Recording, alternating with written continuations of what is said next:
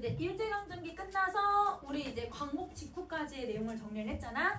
자, 그러면 광복 직후에는 여러분 우리 어떤 경향성이 나타났냐면 이제 여러분 이념의 갈등이 더 극심해졌던 시기죠. 그래서 여러분 계급문학, 즉 사회주의 문학과 그 다음에 순수 문학이 아주 얘들아 팽배하게 갈등을 겪던 시기라고 생각해주면 돼. 근데 사실 시기가 되게 짧아. 왜냐면 50년에 바로 이제 한국전쟁이 일어날 거라서 45년, 여러분 광복 직후에 얘들아 문학적 경향은 사실 여러분 한 5년도 채 되지 않거든요. 그래서 그 짧은 기간 동안 계급주의와 그 다음에 여러분 순수주의가 아주 팽배하게 싸웠다라고 생각해주면 돼. 자, 그러면 여러분 50년대를 가면 50년대 문학은 새로운 여러분 문학의 경향성이 등장해요. 전후 문학이. 그러면 이 전후 문학이라고 하는 건 여러분 전쟁을 끝내고 나서 느꼈던 감정들을 소설로 쓰는 거야. 그래서 한국 전쟁 이후에 이걸 겪은 사람들이 50년대 이후에 얘들아 다양한 문학적 경향성을 드러내는데 그걸 정리해보자는 거죠. 자, 그러면 여러분 전후 문학은 여러분 여러 가지 주제가 있어요. 그러면 제일 첫 번째, 전쟁을 직접 참여를 해요. 특히 이제 어떤 작가가 있냐면 조지훈이라고 하는 시인이 있어. 우리 여러분 이 사람은 여러분 청록파여서 완전 순수시만 쓰는 사람이거든. 근데 이 사람이 전쟁이 되니까 얘들아 갑자기 학도병 끌려간 거예요. 그러니까 갑자기 얘들아 이제 끌려가서 갑자기 자기도 모르게 얘들아 군인이 된 거야. 군인이 됐는데 여러분 그래서 자기가 그래도 할 줄 아는 게 얘들아 뭐밖에 없냐면 시 쓰는 거밖에 못 하잖아요. 그래서 이제 군대 가서 그 당시에는 여러분 이 사람이 어떤 걸 전공했고 어떤 걸 뭘 했는지에 따라서 좀 약간 이렇게 뭐 이 인물을 좀 얘들아 이제 하는 일들 좀 배분을 시켰거든. 그래서 여러분 조지훈한테는 여러분 뭘 시켰냐면 여러분 그 종군 기자를 시킨 거야. 글을 좀 썼으니까. 그래서 기자가 되었는데요. 그럼 기자는요. 어딜 가든 최전방만 다녀야 돼요. 최전방에서 전투가 승리했습니다. 이런 걸 바로바로 알려줘야 되잖아요. 그러니까 여러분 조지훈이 지금 여러분 자기가 전쟁에 가서 최전방만 가보면 사실 최전방은 여러분 매일같이 진짜 하루에도 몇 번씩 여러분 깃발이 바뀐대. 깃발이 바뀐다는 건 매일같이 싸우고 있다는 뜻이잖아. 그러니까 그 잔인함, 여러분 참혹함을 여러분 그 순수시를 썼던 사람이 사실적으로 시를 써요. 그래서 여러분 그 잔인함을 여러분 참상, 여러분 전쟁의 잔혹함 이런 것을 여러분 있는 그대로 서술을 해. 그래서 여러분 다부원에서라고 하는 시가 있는데 그 다부원에서라고 하는 작품에서 어떤 내용이 나오냐면 피를 밟고 다니고 여러분 사람 시체를 밟고 다녀야 되고 이걸 여러분 진짜 있는 그대로 다 쓰는 거예요. 그래서 잔혹하고 여러분 그 다음에 여러분 이 당시에 여러분 이런 모습들은 여러분 비참함이잖아요. 비극적인 거거든요. 그래서 그 비참함을 고발하고 있다라고 생각해주면 돼. 자, 그 다음에 여러분 소설도 마찬가지야. 소설도 자기가 직접 경험한 거에 대해서 쓰는 사람들도 있어. 자, 그리고 전쟁으로 인해서 파생되는 여러 가지 이제 이런 어떤 감정들을 서술을 하게 되는데요. 여러분 폭탄 하나 터지면 그 마을 그냥 다 없어져. 여러분 총 한 번 맞으면 사람 그냥 목숨 죽어. 그러면 여러분 이게 한 번에 의해서 얘들아 모든 게 다 사라져버릴 수 있잖아요. 그러면 여러분 뭐랑 똑같냐면 태페성 낭만주의랑 똑같아요. 3.1운동이 실패로 돌아가서 여러분 3.1운동 실패 돌아가서 태페적 낭만주의 나왔었잖아.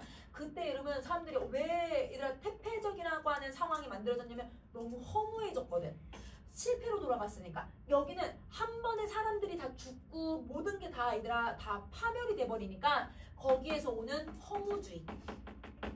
근데 여러분 나도 언젠가 죽을지도 모른다라고 하는 뭐도 있을까? 얘들아 옆에 사람처럼 죽을지도 모른다는 불안감 있겠지. 그래서 그 불안감을 다루기도 해요.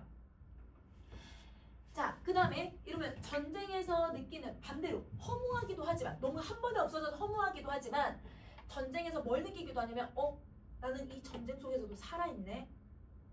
이 전쟁 속에서도 나라고 하는 인간은 살아남았네. 이 전쟁 속에서도 인간이라고 하는 존재들은 밥도 먹고 인간이 얘들 아이도 낳고 인간이 얘들아 살아가려고 어떻게든 발버둥치면서 노력을 하고 있네. 인간이 어떻게든 버티고 있는 그 인간의 존재에 대해서 생각을 해요. 그걸 실존주의 문학이라고 해요. 그래서 전쟁에서 느끼는 인간의 여러분 실존주의, 여러분 실존에 대해서 생각을 하는 거야. 여러분 이때 시일은 실제로 존재한다. 즉 본질에 대해서 생각한다는 뜻이거든요. 그래서 전쟁 속에서 내가 어떻게든 살아남았다라고 하는 것을 드러내는 작품이야. 자, 소설도 마찬가지. 이거 다 소설내랑 똑같은 특징이야. 자, 그 다음에 여러분 누구의 고통이 되게 크냐면 이상가족의 고통이 너무 크죠. 그래서 이상가족에 대한 작품들이 들어갈 수 있어요. 그러면 여러분 그 1학년 때 엄마의 말뚝을 배웠던 친구들이 있는데 2학년 때 배우는 친구들도 있을 거고 이상가족에 대해서 얘기하는 거고 그 다음에 여러분 또 전쟁에서 자기가 얼마나 잔인하고 허무하고 실존주의인지 이거는 여러분 2학년 때 나상이라고 하는 작품으로 배우는 친구도 있을 거고 그 다음에 여러분 여기는 지금 선생님이 쓰진 않았지만 당연히 이념간의 갈등이 나타날 수밖에 없어. 얘들아 전쟁이 이념 때문에 만들어진 거니까 선생님 여기 안 썼지만 여러분 하나만 더 추가하면 여기 안 보인다 위에다 쓸게요. 여러분 아래다 쓰세요. 이념 간의 갈등. 이게 여러분이 이제 2학년 때 여러분 광장이라고 하는 작품으로 배우기도 해요.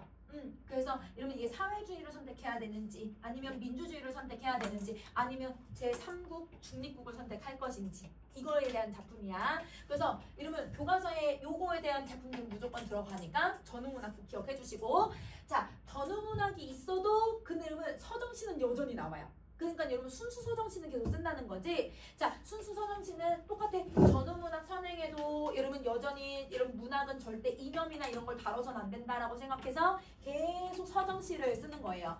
그러면 이런 경향성이 사실 작품에 더 많이 들어가니까 요거 이제 한번 정리해 볼 거야. 자 그러면 여러분 넘어가서 40쪽에 여러분 김춘수의 작품을 한번 봐볼까 얘들아? 자 여러분 우리가 선생님이 지금 일제강점기 때의 작가들은 여러분 모두 다 뭘 해줬냐면 작가의 특성들을 다 써줬죠. 근데 여러분 이제 전후문학부터 50년대 이후에 나오는 작가들은 선생님이 얘들아 이 작가의 특성을 설명해 줄 수가 없어요.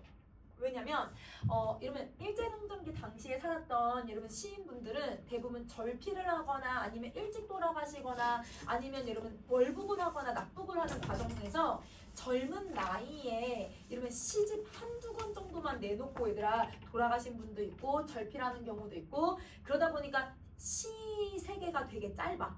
그러니까 그 시 세계 하나만 딱 설명해주면 되거든. 근데 여러분 이제 50년대가 되면요 그러면 20대부터 시를 써서 80대까지 살아계신 분들이 너무 많아요. 근데 시세계가 20대부터 80대까지 여러분 하나로 규정할 수가 없잖아.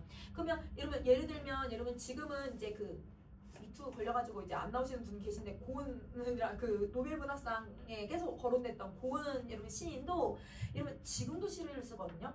이제 거의 90에 가까워요 나이가. 20대부터 일제강점기 때부터 시를 썼던 사람이야. 근데 아직도 살아계시거든. 그러니까 지금 여러분 이게 몇십 년 동안 여러분 지금 시를 썼으니까 시세계를 하나로 규정할 수가 없지. 그래서 여러분 이런 사람들은 여러분 50년대 이후의 작가들은 선생님이 시세계를 설명해 줄 수가 없어요. 그래서 여러분 시를 가지고 한번 살펴볼게요. 시에서 공통점을 한번 찾아볼 거야. 그래서 김춘수는 선생님이 여러분 요 꽃을 위한 서시부터 시작할게요. 여러분 꽃을 위한 서시를 한번 보자.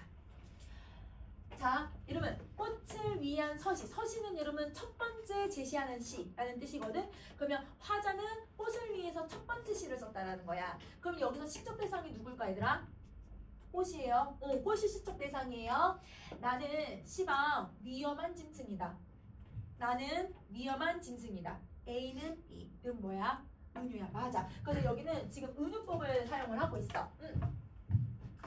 내가 왜 스스로 자기를 위험하다라고 얘기하고 있냐면 나의 손이 닿으면 너는 여러분 자 너라고 하는 건 몇 인칭을 쓴 거지 얘들아? 2인칭을 썼잖아. 이러면 2인칭을 쓰면 여러분 누구 설정한 거예요? 청자 설정이에요. 그러면 여러분 청자는 여러분 작품에서 시적 대상이죠. 그래서 여러분 지금 여기서 그럼 너는 화자가 얘들아 부르는 이 2인칭의 대상이 누구야? 그러면 꽃이야. 맞아. 이건 꽃이야. 꽃이 돼야 돼. 그래서 내 손이 닿으면 이 꽃은 이러면 미지의 까마득한 어둠이 돼버린대. 이러면 미지가 무슨 뜻이에요? 미지? 알지 못한다. 그치? 알지 못하는 까마득한 어둠이 돼버린대. 그러면 내가 얘를 알고 싶어서 딱 만져. 와, 꽃 예쁘다. 꽃송이가 얘들아 몇 개가 있나? 꽃술은 어떻게 생겼나? 보려고 딱 만지는 순간 얘는 알 수가 없어져 버린대. 그럼 자, 화자는 여러분 다는 행위는 여러분 여러분 이 꽃에 대해서 알아가려는 행위겠죠. 알아가려고 하지만 여러분 막상 손이 닿으면 알 수가 없어. 얘가 미지의 세계가 돼버리는 거야. 어둠이 돼버려. 그러면 이때 어둠은 여러분 부정이라고 해석하면 안 돼. 이때 어둠은 미지의 세계라고 생각해야지. 알 수 없는 블랙홀 같은 곳에 빨려 들어가 버리는 거야. 그러면 여러분 이때 내가 알 수 없는 상태가 돼버리니까 그래서 여러분 나는 여러분 위험한 짐승인 거예요. 이 꽃을 미지의 세계로 보내버리니까. 내가 왜 위험하냐면 꽃에 대한 본질이나 얘에 대해서 성격을 알아가려고 노력하면 할수록 얘는 미지의 세계가 돼버리니까. 그래서 화자는 눈시울이 젖어. 왜 눈물이 날까 얘들아? 이거 너무 알고 싶거든. 알고 싶은데 자기도 모르는 사이에 미지의 세계로 가버렸으니까 이게 너무 알고 싶어서 이 무명의 어둠에. 그럼 여러분 이때 이 어둠은 요 어둠을 얘기하는 거겠죠. 미지의 어둠. 근데 그 어둠을 여러분 뭐로 수식해주고 있어 얘들아? 무명으로 수식하거든요. 여러분 무명 한자 그대로 읽을 수 있죠? 없대요. 뭐가? 이름이 없대요. 꽃의 이름이 없는 어둠이 점점 나를 울게 만드는 거야. 얘들아 꽃의 이름을 왜 모를까? 꽃에 대해서 알 수 있는 게 아무것도 없으니까. 이게 무슨 꽃이지? 만지는 순간 얘가 없어져. 내가 얘가 뭐지? 라고 딱 만지는 순간 얘는 미지의 세계로 가버릴 거니까. 그러면 여러분 이름을 알 수 없는 상태가 된 거잖아. 그럼 화자는 여러분 꽃에 대해서 알고 싶어도 알 수 없는 상태가 지금 상황인 거야. 그러면 여러분 화자의 상황은 꽃에 대해 알고 싶어도 알 수 없는 상태가 되죠. 그러니까 내가 아니라 뭘 알고 싶은데 너무 답답한 거 이걸 알 수가 없어서 그래서 계속 눈물이 나. 그래서 화자는 추억의 한 접시 불을 밝히고 그래서 여러분 불을 다 켜놓은 상태로 그럼 여러분 불을 켜놓으면 여러분 어둠이 어떻게 돼요? 사라지잖아요. 불을 딱 켜놓고 계속 우는 거예요. 계속 울어요. 그러면 여러분 이 우는 행위를 하는 이유가 뭔지 3년을 한번 봐봐. 나의 울음은 차츰 아닌 밤에 돌개바람이 되어서 자 여러분 이 불빛 때문에 어둠이 조금 사라졌잖아. 그래서 꽃이 보이나 안 보이나 이러면 내가 계속 찾고 있는 상황에서 난 계속 울고 있는데 이 울음은 여러분 돌개바람이 된대. 돌개바람 뭔 말인지는 모르겠지만 여러분 내 울음의 행위가 뭐가 됐다라는 건 알겠지. 서술어를 봐 얘들아. 자 뭐가 되어서 탑을 흔들 정도의 울음이 된 거예요.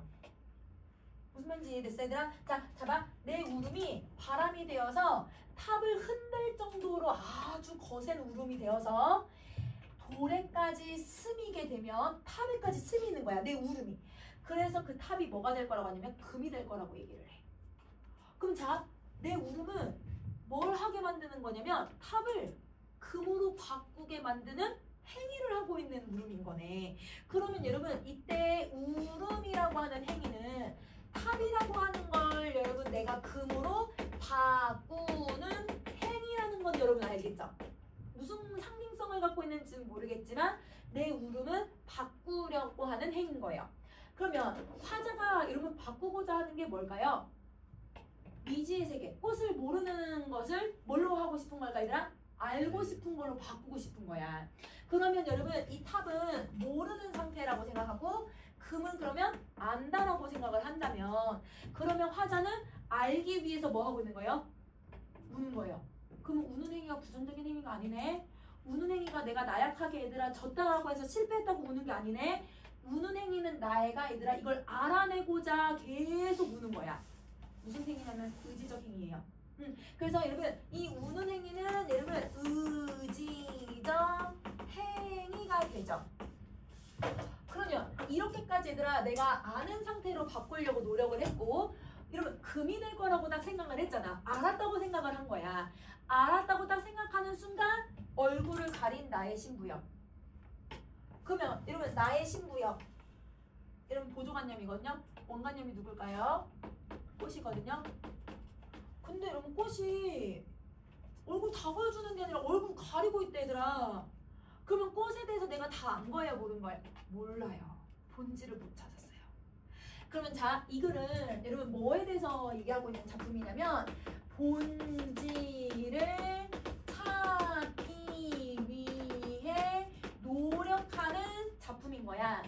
그러면 여기서 여러분 이제 그러면 의미를 한번 생각해봐. 본질을 의미하고 있는 단어가 뭘까? 본질이 누굴까? 꽃. 맞아. 꽃이야. 꽃. 꽃에 대해서 내가 알아가려고 하는 거야. 그러면 내가 본질을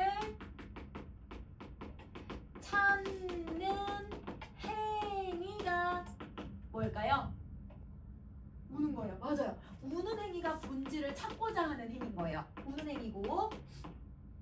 그러면 여러분 결과적으로 이 화자는 본질을 찾아내는데 성공한 거예요? 실패했죠. 그래서 여러분 본질을 찾지 못해요. 그 찾지 못하는 걸 여러분 뭘로 표현했어? 신부가 뭘 하고 있대? 얼굴 가리고 있대. 여러분 결혼할 사람이 얼굴 가리고 있다고 생각해봐. 여러분 결혼식장 딱 들어갔는데 신랑이나 신부가 얼굴 가리고 있다고 생각해봐. 저게 내 남편인지 내 아내인지 알 수가 없는 상태잖아. 그러니까 여러분 알 수 없는 상태인 거야. 그러면 이게 얼굴을 가렸다라고 표현을 한 거죠. 그래서 여러분 이 김춘수라고 하는 작가를 여러분 한 가지로 규정할 수는 없지만 이 작가는 이런 본질을 찾아내고자 노력을 시를 통해서 많이 했던 것 같아. 그래서 이 꽃을 위한 서시도 이렇게 본질을 찾을 수 있는지를 물어보는 작품이고 꽃도 마찬가지예요. 그럼 자 여러분 봐봐. 이렇게 조금 난해하고 본질을 찾는 건 더 어렵거든 얘들아. 이런 난해한 작품들을 읽을 때 선생님이 어떻게 읽었는지를 한번 생각을 해봐. 지금 내가 선생님이 읽을 때 여러분 지금 닿는 행위가 뭘까? 그리고 우는 행위는 뭐고 그 다음에 불을 밝히는 건 뭘까? 그 다음에 여러분 이게 해서 돌개바람 뭐 얘기하는지 모르겠어. 여러분 선생님도 아직도 얘들아 돌개바람이 뭘 상징하고 있는지 여러분 말해줄 수는 있지만 이게 뭔지 정확하게 아직도 감이 안 잡혀. 근데 울음은 여러분 뭐가 되게 만드는 행위라는 건 알아. 서술어 중심으로 있는 거야. 왜냐면 서술어는 절대 변할 수가 없거든요.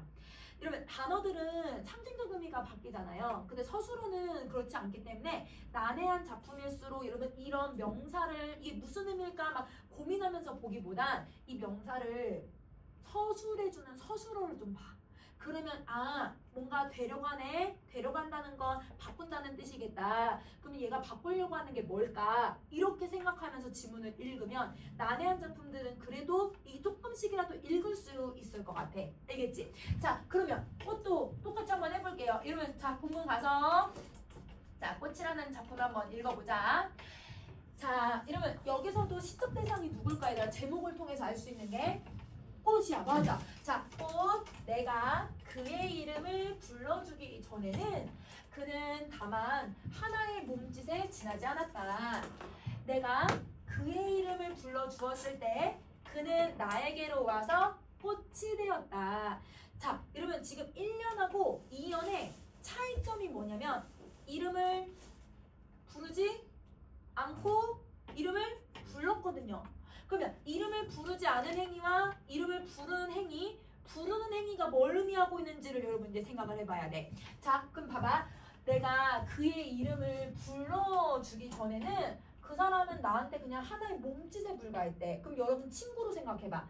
친구들 맨 처음에 친구 사귈 때들아 제일 먼저 얘가 누군지 알아야 친구가 되는 거 아니에요? 그러면 여러분 이름부터 알잖아요. 너 이름이 뭐야? 그러면 여러분 누군가 항상 만날 때도 여러분 모든 사람들은 이름부터 물어보죠. 그래서 선생님도 여러분 딱 예를 상담 오거나 제일 먼저 이름이 뭐니? 이름부터 물어보는 거거든. 그러면 이름을 부른다는 건 그 사람을 아는 행위인 거야. 근데 이름을 안 불렀다는 건 여러분 이 사람은 나한테 그렇게 중요한 존재가 아니라는 거네. 자, 이러면 친구들 맨 처음 사귈 때 이름을 알아야 이 사람이 돼서 이름도 알고 이 사람이 뭘 좋아하는지도 생각하고 내 친구가 얘들아 어떤 성격인지도 내가 알아갈 수 있는 거거든. 근데 이름을 모르면 여러분 친해질 수가 없어요. 아무리 여러분 만약에 얘들아 내가 뭐 얘들아 그냥 떡볶이집 사장님이랑 친해질 수도 있죠. 그런데 여러분 떡볶이집 사장님이 이름이 뭔지 모르잖아요. 여러분 내가 얘들아 어디 길에서 우연히 누굴 만나가지고 친해질 수도 있지만 그 사람이 누군지 모르잖아. 그럼 다시 연락 안 하거든요. 그러면 여러분 여기서 이름을 부르는 행위는 그러면 여러분 내가 그 사람을 알아가는 행위인 거야. 그 사람을 인식하는 행위라고 보면 되는 거지. 그래서 여러분 이름을 부르는 행위를 선생님이 한자로 명명행위라고 부를게. 이름을 부른다 해서 명명행위. 이 명명행위는 여러분 화자가 인식하는 행위 거예요. 그 상대방을 인식하고 이러면 그 사람에 대해서 내가 의미를 부여하는 행위가 되는 거죠. 그러면 이름을 불러주지 않았을 때에는 그냥 그 사람은 나한테 하나의 몸짓에 불과한 거야. 그러니까 나한테는 그렇게 중요한 존재가 아닌 거지. 의미가 없는 존재예요. 그래서 의미 없는 존재가 돼버리는 거야. 근데 이현은 여러분 이름을 불렀잖아, 얘들아. 그치? 명명행위를 했잖아. 그럼 자, 그러면 나는 인식을 한 대상일까요? 인식을 하고 있는 주체가요? 하는 주체가 돼야지. 그치? 그럼 나는 주체야. 인식의 주체야. 그러면 그는 그럼 여러분 뭐가 돼야 될까? 그는 내가 인식하는 대상이 돼. 그렇지? 그럼 자, 대상을 여러분 우리 1학년 때 여러분 그 문법 요소 하면서 다 정리했죠? 객체. 그렇지? 얘는 객체야. 대상이야. 그러면 명명행위, 인식을 하는 행위를 하다 보니 그는 나한테 꽃이 된 거야. 그러면 이때 꽃은 여러분 뭐라고 생각하면 돼? 의미 있는 존재지. 이름을 부르고 이 사람에 대해서 알아가려고 하는 거니까. 그래서 의미 있는 존재가 된 거예요. 그러면 여러분 여기 무슨 편법 들어갔는지 알 수 있겠다. 편법 2개 찾을 거거든. 자, 우선은 꽃과 이름은 이 하나의 몸짓은 의미 없다 있다. 대조. 반대말이잖아. 그치? 그래서 여러분 여기 대조가 들어가야 되고, 자, 그 다음에 1년하고 이러면 2년 거의 비슷하지 않아, 얘들아? 비슷한데 완전 똑같지는 않아. 반복을 하는데 이러면 비슷하게 바꿔서 얘들아 막 반복을 해. 이걸 뭐라고 해요? 변주. 얘들아 변주를 하는 거야. 변주. 비슷하게 바꾸면서 이런 반복을 시키는 거죠. 자, 그러면 여러분 우리 선생님이 이제 3년을 한번 가볼게.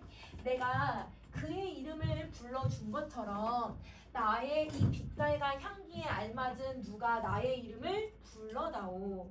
이러면 나도 누군가한테 이름을 불리고 싶은 거야. 그러면 다른 사람이 내 이름을 불러주면 다른 사람에게 나는 어떤 존재가 돼? 의미 있는 존재가 되거든요. 그러니까 나도 누군가에게는 의미 있는 존재가 되고 싶은 거예요. 그러면 의미 있는 존재가 되고 싶은 이유는 이러면 의미 있는 존재를 어떻게 규정을 하고 있냐면 나의 빛깔과 나의 향기를 알아주는 사람이 있었으면 좋겠다고 얘기해.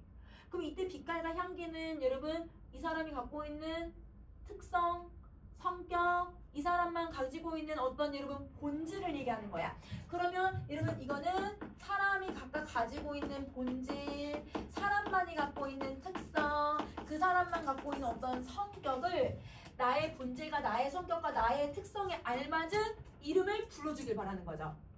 자, 근데 여러분 여기서 이거는 여러분 무슨 영어냐? 의도를 생각해. 같이 하는 거야? 아니면 혼자 시키는 거야? 아니면 여러분 이건 감탄하는 거야? 질문하는 거야? 그냥 나 혼자 얘기하는 거야?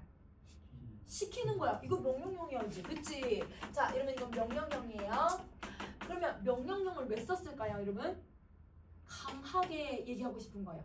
내가 정말 이러면 의미 있는 존재가 되고 싶다라는 걸 강조하고 싶은 거야. 그래서 명령형을 쓰는 이유는 대부분 여러분 내가 내 행위에 대해서 강조하고 싶을 때 쓰는 말이라고 생각을 해주면 돼.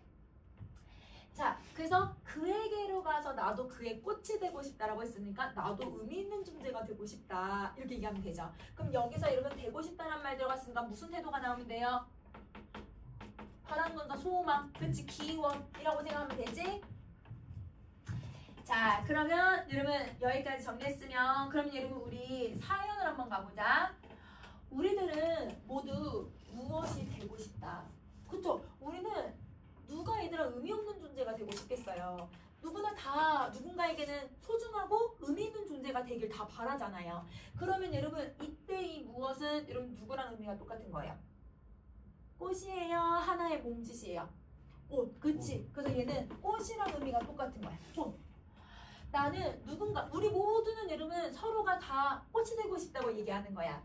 나는 너는 나에게, 나는 너에게 잊혀지지 않는 하나의 눈짓이 되고 싶다. 그러면 이때 하나의 눈짓도 누구랑 의미가 똑같은 거야? 그렇지. 이거 다 연결해주면 돼. 똑같은 말이야. 자, 근데 여러분 여기 지금 3년부터 되고 싶다, 되고 싶다, 되고 싶다 뭐 해줘요 여러분? 반복시키거든요, 여러분. 자, 내가 계속 여러분 소망을 계속 반복을 시켜. 그러면 여러분 이거는 소망이라고 봐도 되지만, 근데 내가 정말 이렇게 되고 싶다라고 하는 나의 의지이기도 해요. 맞아요. 반복을 쓰면 의지적인 방식이 들어가요. 왜? 계속 그걸 강하게 원하는 거니까. 자, 그러면 여러분 여기 여러분 계속 변주 쓰고 있는 거 이해돼, 얘들아? 완전 똑같지 않지? 변주 쓰고 있는 거야. 자, 그러면 요거 하나 정리 한번 해보자. 어디를 정리 한번 해보냐면, 여러분 우선 한눈에 정리하기 한번 가볼래요? 한눈에 정리하기. 자, 한눈에 정리하기 이렇게 한번 정리해볼게. 자, 1년. 여러분 여기 나가 있고 여러분 그가 있어. 1년에서는 나와 그가 서로가 서로에게 어떤 존재야? 의미가 없어. 이름을 부르지 않으니까. 그런데 2년은 내가 그의 이름을 뭐 하기 시작했어요, 여러분? 불렀어요. 그러니까 나한테는 여러분 그가 이제 소중한 사람이 된 거야. 근데 여러분 나만 소중한 사람인 것 같잖아. 그래서 여러분 친구 사이도 마찬가지지. 나만 이 사람한테 너무 잘해주나? 얘도 나한테 좀 잘해줬으면 좋겠는데 이런 맘 당연히 들잖아. 그래서 내가 그에게 이름을 불러서 나의 본질을 알아주는 것처럼, 그의 본질을 아는 것처럼 그도 나에게 뭐 해주길 바래, 얘들아? 본질을 알아줬으면 좋겠다. 근데 선생님 왜 점선을 표시했을까? 아직 의미 있는 존재는 아니거든. 자, 근데 사연에서는 여러분 나하고 너가, 나는 너에게, 너는 나에게, 우리라는 표현을 쓰죠. 그러면 여러분 나도 인식했지만 너도 나를 인식한 거야. 그러면 여러분 여기에서 얘들아 지금 어떤 시상전개 방식이 쓰였는지 알 수 있거든요. 점점 인식이 넓어져. 점층이야. 맞아. 이런 걸 점층적 인식이라고 해. 점층적 전개라고도 하거든, 얘들아. 점층적 인식을 통해서 시상을 전개한다. 혹은 점층적 전개의 방식을 사용하여 이렇게 얘기하거든요. 이게 시상 전개 방식이에요. 이게 시상 전개 방식. 그러면 여러분 한눈에 정리하기 이거 정리했지? 그러면 여러분 선생님이 점층에 대해서 정리해볼게. 자, 어딜 가냐면 여러분 중요표현법을 가세요. 자, 여러분 중요표현법을 가면 점층법은 여러분 표현법의 종류고, 그 다음에 점층적 전개,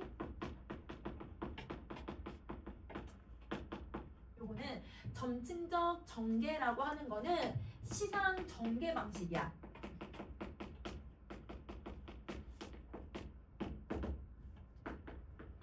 자, 여러분 점층법은 눈으로 그냥 바로 보여요.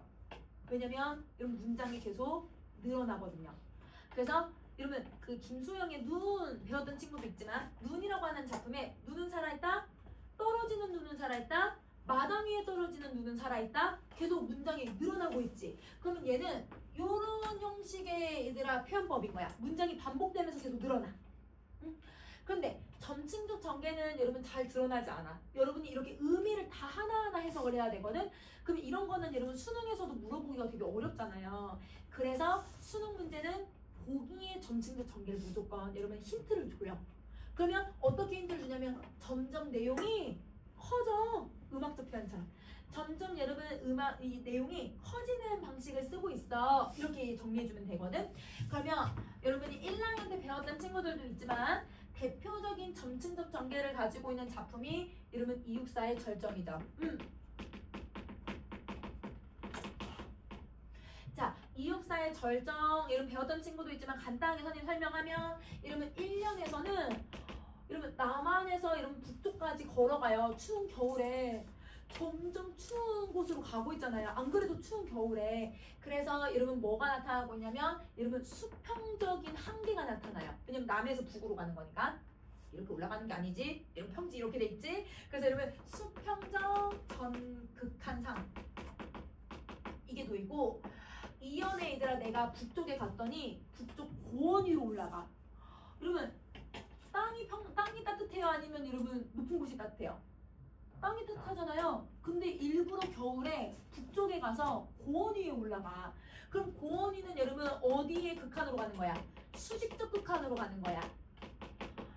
자, 3년에서는 내가 이런 높은 곳에 올라와 봤는데 이런 고원이라고 하면 산 위에 평지 부분을 고원이라고 하거든. 이렇게 산이 이렇게 돼서 여기가 고원이란 말이야. 근데 이 고원에 내가 서 있을 곳이 하나도 없대요. 여러분 정말 이렇게 땅을 짚고 서 있을 곳이 없을까요, 여러분? 있지만 여러분 내가 서 있을 곳이 없다라는 건 여러분 뭐에서 한계를 갖고 있냐면 심리적인 한계를 갖고 있는 거예요. 그래서 심리적으로 여러분 극한 상태에 놓여 있는 거야.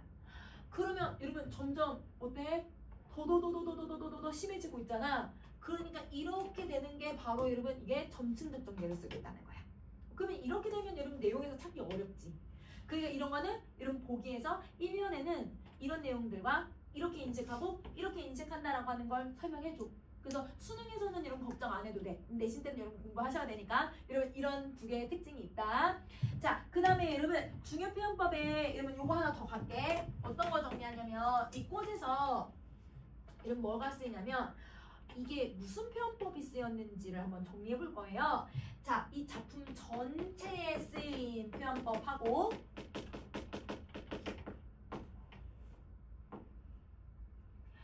꽃이라고 하는 여러분 이 대상에게 쓰인 표현법을 나눠서 한번 정리해 봅시다. 여러분 선생님이 작품 전체라고 써놓은 건 작품의 주제적인 측면을 보면 되는데 이 글의 주제는 본질을 찾는 행위거든요. 그러니까 사람의 본질, 의미 있는 존재의 그 의미, 본질을 찾아나가고자 하는 행위를 하고 있는 거야. 근데 여러분 본질이라고 하는 게 이렇게 보여 안 보여? 안 보이잖아요. 근데 여기서는 본질이라는 걸 처음부터 끝까지 다 꽃으로 표현해요. 보이게 표현하잖아요. 그럼 작품 전체 주제적인 측면으로 보면 눈에 안 보이는 걸 눈에 보이게끔 표현했네? 추상적 관념의 구체화야.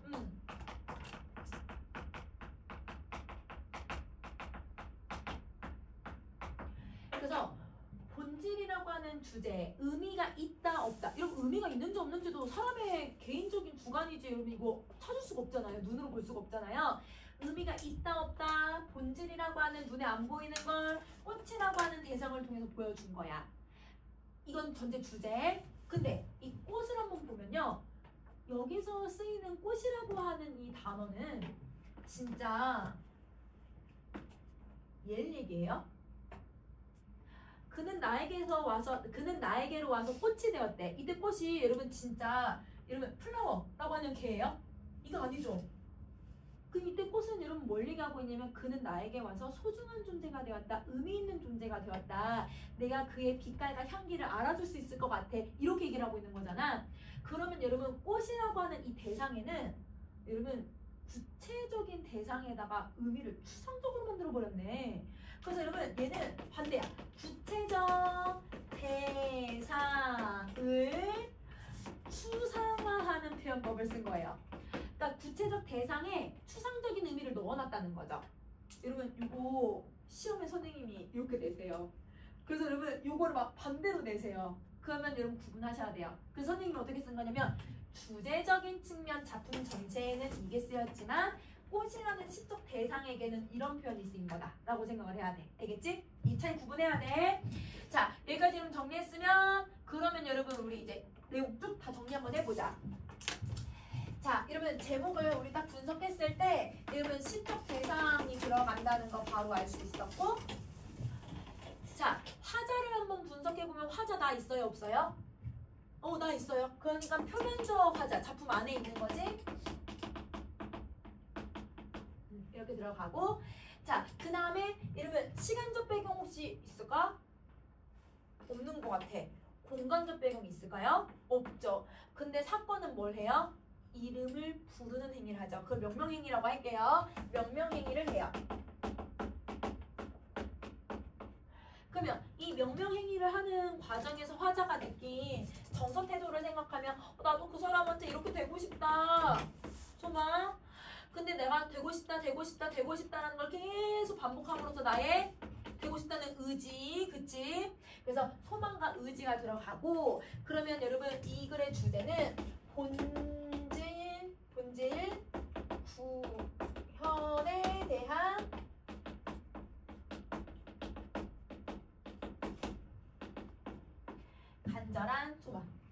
내가 본질을 찾아내고자 하는 여러분 간절한 소망을 드러내고 있는 작품이다라고 정리해주면 되는 거야. 자, 여러분 여기까지 정리했니? 자, 그러면 여러분 우리 다음 페이지 넘어가서 여러분 백석의 모닥불도 한번 볼게요. 여러분 백석은 사실은 이제 이 작품이 일제강점기 때 쓰인 게 아니라 45년에서부터 50년 사이에 쓰였는데 근데 시대적 배경은 일제강점기를 다루고 있어. 그래서 원래는 일제강점기 당시로 넣어야 되는데 선생님이 이제 발간한 여러분 그 시대로 그냥 여러분 여기에 넣어놓긴 했거든요. 그러면 이렇게 얘들아 일제강점기가 끝나고 광복이 돼도 계속 그 당시에 대해서 시를 쓰는 작가들이 있었구나 라고 정도만 기억하면 될 것 같아. 자, 백석은 백석의 특징을 이미 우리 다 정리했기 때문에 다시 정리하진 않을 건데 두 가지만 한번 생각해보자. 백석은 여러분 주제가 크게 두 가지 주제가 많이 쓰인다고 했잖아요. 우리가 봤던 남신이주 유동 박시봉방이라고 하는 작품에서는 이런 어떤 주제가 나왔어? 너무 힘들고 극한의 상황인데도 뭐 하려고 하는? 의지, 극복 의지. 그치? 이게 제일 많이 쓰이는 표현법이다. 주제. 그 다음에 두 번째 주제가 혹시 뭐였는지 기억나 얘들아? 농촌 공동체를 지향하는 거. 맞아. 공동체의 삶을 제시하는 것이 여러분 두 번째 주제거든요. 이게 그거야. 농촌 공동체. 공동체에 대한 이야기야. 그러면 그래서는 이 작품 갖고 왔으니까 한번 봐보자. 자, 우선은 여러분 모닥불이라고 하는 애는 모닥이 뭐예요? 모닥. 맞아. 모여서 불을 쬐는 걸 모닥불이라고 하는 거야. 그러면 여러분 그 모여서 사람들이 불을 쬐는 모습을 생각하면서 한번 첫 번째 읽어볼게. 새끼오리도 헌신짝도 소똥도 갓신창도 개니빠니도 너울 쪽도 긋건불도 가랑잎도 머리카락도 헝겊조각도 막대꼬치도 기왓장도 닭의 깃도 개터럭도 타는 모닥불. 여러분 중간에 사투리가 되게 많이 들어갔어. 백석은 사투리 되게 많이 쓴다고 했잖아. 사투리가 해석이 안 돼도 여러분 대략적인 의미를 해석하실 수 있어요. 왜냐면 이런 두 가지 표현 때문인데 여기 얘들아 지금 무슨 표현법이 쓰였냐면 독 반복을 썼거든요. 그러면 여러분 첫 번째 반복을 사용을 했고 그 다음에 여러분 두 번째 도라고 하는 여러분 보조사를 계속 사용을 하면서 계속 여러분 뭘 얘기하는지 모르겠지만 계속 어떤 사물들을 뭐 했어 얘들아? 열거했어. 나열해놨어. 맞아. 그래서 열거를 해놨어. 근데 여러분 열거의 표현법이 열거를 왜 써? 여러분 열거는 뭐 할 때 쓰는 표현법이지? 자, 예를 들어볼게. 만약에 여러분 바람, 물, 공기, 여러분 산을 가지고 지은 이 아버지의 집 이렇게 만약에 한번 해볼게.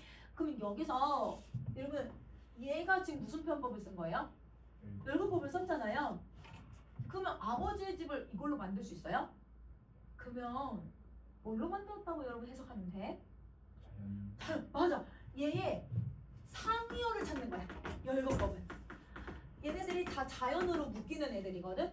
그러면 여러분 이 열거법을 왜 쓰냐면 상이어를 강조하기 위해서 하이어를 쫙 열거하는 거예요. 그러면 얘네들의 얘들아 상이어를 한번 생각해 볼래? 뭘 하면 될까 얘들아? 모닥불에 타는 물건들. 이게 상이어야. 그러면 여러분 얘네들은 이 열거나 반복을 왜 쓴 거냐면 여러분 모닥불에 타는 사물들을 강조하기 위해서 쓴 거예요. 여러분 열거 왜 쓰는지 알겠지? 열거는 내가 표현하고자 하는 높은 상이어들을 그걸 아우러서 얘들아 딱 묶을 수 있는 단어를 강조하기 위해서 쓰는 거다. 자, 그러면 화자는 여러분 뭐 하려고 하고 있는 거냐면 여러분 이 불에 타고 있는 것들을 쫙 나열을 한 거야. 그러면 여러분 선생님이 해석을 해볼 테니까 여러분 그게 굳이 해석할 필요가 있나 없나 한번 생각해봐 얘들아. 자, 새끼오리가 뭐냐면 여러분 우리 새끼줄 이렇게 꽂잖아요. 그 새끼줄 불에 잘 타는 거. 그 다음에 여러분 헌신장. 여러분 옛날에는 헌신을 다이다 지푸라기로 만들었잖아. 집신으로 만들었잖아. 헌집신. 그 다음에 소똥. 여러분 저 몽골이나 이런 데는 아직도 여러분 말똥이나 여러분 이런 소똥을 굳혀서 굳게 만들어서 딱딱하게 만들어서 그걸 불쏘시개로 쓴대요. 불에 타거든요.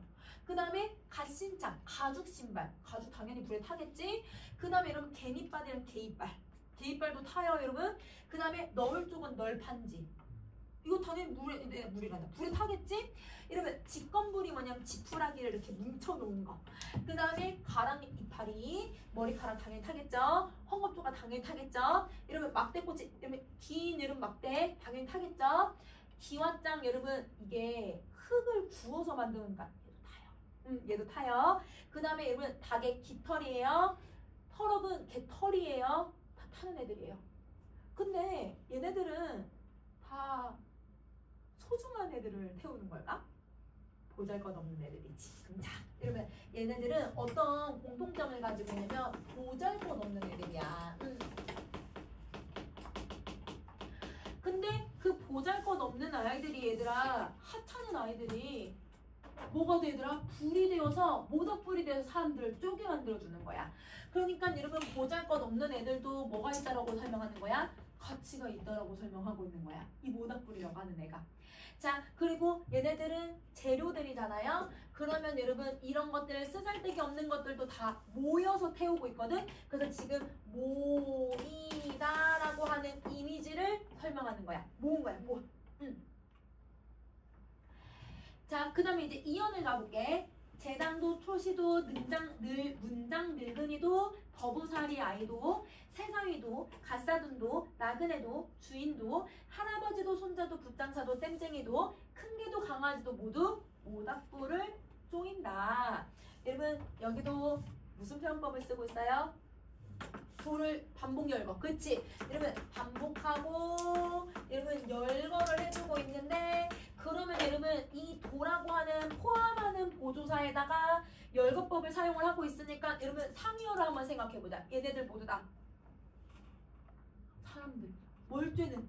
모닥불을 쬐는 사람들. 그치? 그래서 여러분 모닥불을 쬐는 사람들이에요. 그러면 이 여러분 지금 사람들을 선생님이 조금 더 설명을 해주면, 여러분 재당은 신청을 얘기하고 있는 거고, 그 다음에 초시는 여러분 옛날 과거 시험을 3번을 봤거든? 근데 첫 번째로 통과한 사람을 초시라고 불렀어. 그러면 얘는 과거 시험을 통과한 사람. 그 다음에 문장 늙은이는요, 옛날에는 여러분 우리 이제 여러분 몇 대 종손 이런 표현 쓰잖아요. 그리고 이러면 뭐 얘들아 선생님은 이제 전주희 씨는 전주희 씨 이런 식으로 이러면 다지 집안들에서 집안의 가장 큰 어른을 문중 어른이라고 해요. 그러면 이 문중 어른, 문장 어른이라고도 하거든. 그럼 이 문장 늙은이는 집안에서 가장 높은 사람을 얘기하고, 더부사이 아이는 여러분 집에서 이런 빌붙어서 사는 아이야. 그러니까 여러분 사실 얘는 나이도 얘들아 노소고, 이러면 얘는 뭔가 힘도 없는 애인 거잖아. 그치? 자, 새사이 갓사돈. 여러분 갓사돈이야. 금방 사돈이 된 사람이란 뜻이거든. 여러분 그 사돈지간에 제일 어색한 거 아세요? 여러분 선생님 정은쌤이 결혼해서 처음 이제 정은쌤하고 정은쌤 남편 선생님 제부지, 이제 제부랑 이러면 상견례 자리를 갔어. 상견례 자리를 딱 갔는데 그렇게 어색한 자리가 없어. 그래서 우리들끼리 따져가지고 음식을 먹고 있고, 어른들은 이미 안 내려와. 계속 웃고 있어야 되잖아 얘들아. 계속 이러면 좀 좋은 이미지를 만들려고 우리 아빠도 이렇게 웃어. 그래서 아빠 좀 진심으로 웃어. 내가 이렇게 귀에 돌려서 막 아빠 진심으로 웃어. 내가 막 이렇게 이렇게 웃어. 그래서 너무 어색하니까 그렇게 웃고 있는 거야. 제일 어색한 사이거든요. 그 사돈들이 된 사람들도 이 모닥불은 모인다는 거예요. 어색한 사이도. 남녀노소 다 모인다는 거죠. 그쵸? 그다음 또 여러분 지나가는 나그네도 여기 와요. 이러면 집주인도 여기 와요. 할아버지, 손자, 노소도 여기 그냥 다 와요. 그리고 붓장사, 이러면 장사하러 다니는 사람도 오고요. 근데 쟁이는 어떤 사람이 일을 하는데 이 사람을 여러분 좀 낮잡아서 얘기하는 거야. 그러니까 직업적으로 약간 귀천이 있으면 천한 사람이라고 생각하는 거거든. 그러면 천한 사람도 여러분 여기 와서 같이 불을 쬐고요. 사람만 쬐는 게 아니네. 누구도 쬐 얘들아? 동물도 추우니까 여기서 같이 모닥불을 쬐. 그러면 여러분 얘네들은 모두 모닥불에 모여서 어떤 특성을 가지고 있냐면 두 가지 특성을 갖고 있죠. 상하, 귀천, 선우. 여러분 상관 있어요 없어요? 없이. 그치? 얘네들 없이 모여 있는 거예요. 그러면 여기 선생님 지금 모임이라고 써놓기도 했지만 얘도 지금 모이다라고 하는 이미지를 지금 쓰고 있는 건데 이때 모이다는 여러분 모든 사람들이 어떤 관계를 갖고 있냐면 평등해. 맞아. 그래서 여러분 이 모닥불이라고 해서 사람들이 다 같이 모이고 공동체에서는 보잘것없는 건 없어. 다 가치가 갖고 있는 존재들인 거고 여러분 누구 하나 얘들아 더 잘나고 못난 게 없어. 다 똑같이 평등하다라고 하는 걸 보여주는 거야. 인리언에서. 그러면 화자의 공동체적인 인식이 너무 잘 드러나죠. 자 그러면 이제 마지막 3년 갈게요. 모닥불은 어려서 우리 할아버지가 어미 아비 없이 자란 서러운 아이로 불쌍하게도 몽둥바리가 된 슬픈 역사가 있다. 그럼 여러분 이 모닥불은요 여러분 우리 할아버지가 어렸을 때 이렇게 서러웠거든? 근데 지금도 여러분 이 모닥불에는 슬픈 역사가 있대. 그러면 여러분 모닥불은 여러분 과거에도 그 다음에 현재에도 모닥불에서는 여러분 모두 다 슬픈 역사가 존재한다고 생각을 하는 거야. 우리 할아버지가 어렸을 때에도 서럽게 자랐을 때에도 이 모닥불이 여러분 이 슬픈 역사를 드러냈는데 지금도 우리는 여전히 슬픈 역사를 가지고 있다는 거죠. 그럼 자, 왜 이렇게 설명하냐면 과거에는 여러분 할아버지의 개인적인 고된 삶을 얘기한 거고 근데 지금 현재는 선생님 이 작품은 여러분 광복 이후에 쓰였다고 하더라도 이게 여러분 어느 배경을 하고 있다고? 일제강점기를 배경을 하고 있다고 했잖아. 우리는 여러분 여전히 여러분 나라를 빼앗겨서 민족이 서럽게 살고 있잖아요. 그러면 이거는 우리 민족의 서러운 역사를 아직도 가지고 있다라는 걸 역사라고 하는 슬픈 역사라는 단어에서 이렇게 확장해서 설명을 하고 있는 거야. 그래서 개인적인 삶을 현재 우리 민족의 삶으로 확장해서 여러분 포함하고 있는 개념이다. 그래서 그런 곳에서도 우리는 모닥불이다 이런 긍정적 가치를 가지고 있다는 걸 보여주고 있는 작품인 거예요. 자 그러면 여러분 우리 작품에 대한 이해 정리 한번 해보자. 자 우선은 모닥불이 시적 대상이 되겠지. 그곳에 모여있는 사람들 모닥불에서 뭘 하고 있는지 시적 대상이 되는 거고 자 화자 나 있어요 없어요? 우리 할아버지 우리 있죠? 여러분 좀 표면적 화자예요.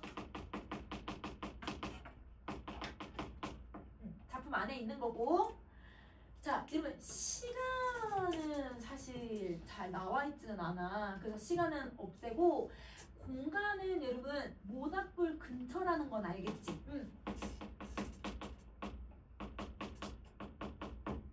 그리고 여러분 상황은 모두 모닥불에 모여서 모닥불을 쬐고 있어. 그치? 모두 모여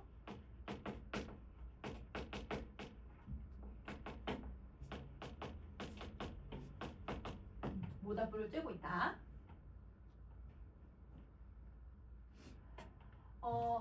화자의 정서가 뚜렷하게 드러나지는 않아요. 그쵸? 왜냐면 할아버지 삶은 이랬다. 사람들은 이렇게 하고 있다. 그냥 다 보고 있는 것만 서술을 하거든. 근데 화자의 얘들아 정서 태도가 여기는 잘 드러나지 않아서 정서 태도가 없지만 근데 화자가 뭘 느끼고 있는지는 알 수 있어. 화자가 뭘 느끼냐면 공동체에 대해서는 느껴. 그걸 그냥 주제로 쓸게. 주제는 여러분 이 조화와 평등을 지향하는 공동체적 의식이 바로 이 글의 주제예요. 그러면 사람들은 여러분 다른 곳에서는 신분, 구화 다 막론하고 막 이런 걸 구분한다 하더라도 이 모닥불에서만큼은 그런 걸 하지 않는다는 거야. 다른 곳에서는 보잘것없는 존재라고 하더라도 모닥불에서는 다 가치가 있는 거지. 자 그러면 여기서 얘들아 왜 조화를 가지고 있다고 하냐면 사람들이 평등하게 그렇기 때문에 조화를 가지고 있다라고 설명할 수 있을 것 같아. 그래서 이런 거를 추구하는 화자의 모습을 가지고 있다라고 생각해주면 되죠. 자, 이러면 표현법이나 이러면 그 인물에 대해서 우리 백석에 대해서는 다 정리했던 거라서 표현법은 따로 없기 때문에 여기 작품만 보고 넘어갈게. 그러면 잠깐 쉬는 시간 하고 이러면 정지용의 작품을 한번 정리 한번 해볼게요.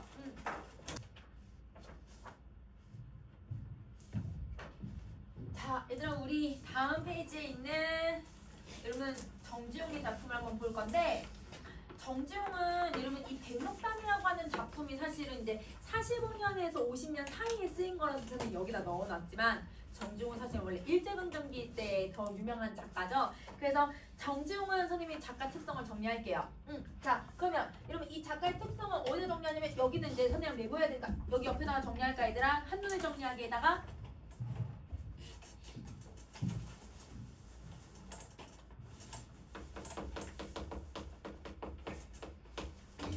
이러면 정지용 혹시 선생님이랑 그 앞에서 배울 때 뭐 하면서 정지용을 같이 언급했었는지 기억나 얘들아? 시문학파 맞아. 그래서 이러면 시문학파의 특징이 바로 정지용의 특징이에요. 자, 그러면 시문학파의 특징이 뭐 있었지 얘들아? 감각적 이미지. 그래서 정지용은 이 시문학파의 특징에서도 이렇게 감각적 이미지가 너무 중요해. 이미지를 정말 잘 쓰는 작가거든. 자, 그 다음에 두 번째 세련된 언어. 그치, 그 세련된 언어를 조탁을 하잖아. 그치, 세련된 언어를 조탁하는 게 여러분 특징이죠. 시어를 막 만들어내고 시어를 예쁘게 꾸며내고. 자, 그 다음에 여러분 세 번째는 인간의 본연의 정서. 그치, 인간 본연의 순수한 정서를 노래하는 게 시문학파의 세 가지의 특성이었죠. 그러면 여러분 정지용은 인간의 본연의 정서도 당연히 얘기하고 여러분 세련된 언어들 많이 얘기하긴 하지만 감각적 이미지가 너무 중요하다 이렇게 생각해주면 돼. 자, 그 다음에 두 번째는 여러분 어떤 특징을 가지고 있냐면 시문학파는 세련된 언어여서 김영랑도 여러분 중간중간 옛날 말이나 사투리 같은 게 들어가도 김영랑은 좀 더 여러분 뭐라고 해야지? 도시적인 느낌이 좀 강하거든요. 그런데 정지용은 안 그래요. 여러분 그러니까 세련된 언어를 사용한다기보다는 조탁에 더 포커스를 맞추거든. 언어를 만들어내는 거. 그래서 향토적인 이미지가 좀 더 강해. 그래서 정지용은 향토적 이미지나 아니면 여러분 시어들을 좀 더 많이 쓸 수밖에 없다. 자, 여러분 향토적이랑 똑같은 말이 뭐지? 토속적. 그치? 그래서 여러분 이거 똑같은 말이야. 그래서 요거 잘 드러나고. 자, 그 다음에 여러분 이 정지용은요 어떤 여러분 이제 이 사람도 여러분 20대부터 거의 여러분 거의 48세까지 여러분 시를 써요. 근데 48세 이후로는 행방불명이에요 지금. 분명 얘들아 48년 여러분 6월까지의 기록이 있어요. 6월에 자기 아이를 데리고 여러분 어딜 가냐면 여러분 그 서커스, 옛날엔 서커스가 있었거든. 서커스를 막 보러 갔다라고 하는 기록이 있어. 직접 시를 쓴 것도 있고. 근데 6월 이후에 얘들아 한 10월, 11월부터 얘들아 연락이 없어. 10월, 11월에 친구들 몇 명, 여러분 어떤 사람들이랑 몇 명 대화를 나누다가 잠깐 어디 갔다 오겠다라고 얘기하고부터는 그 뒤로 연락이 없어.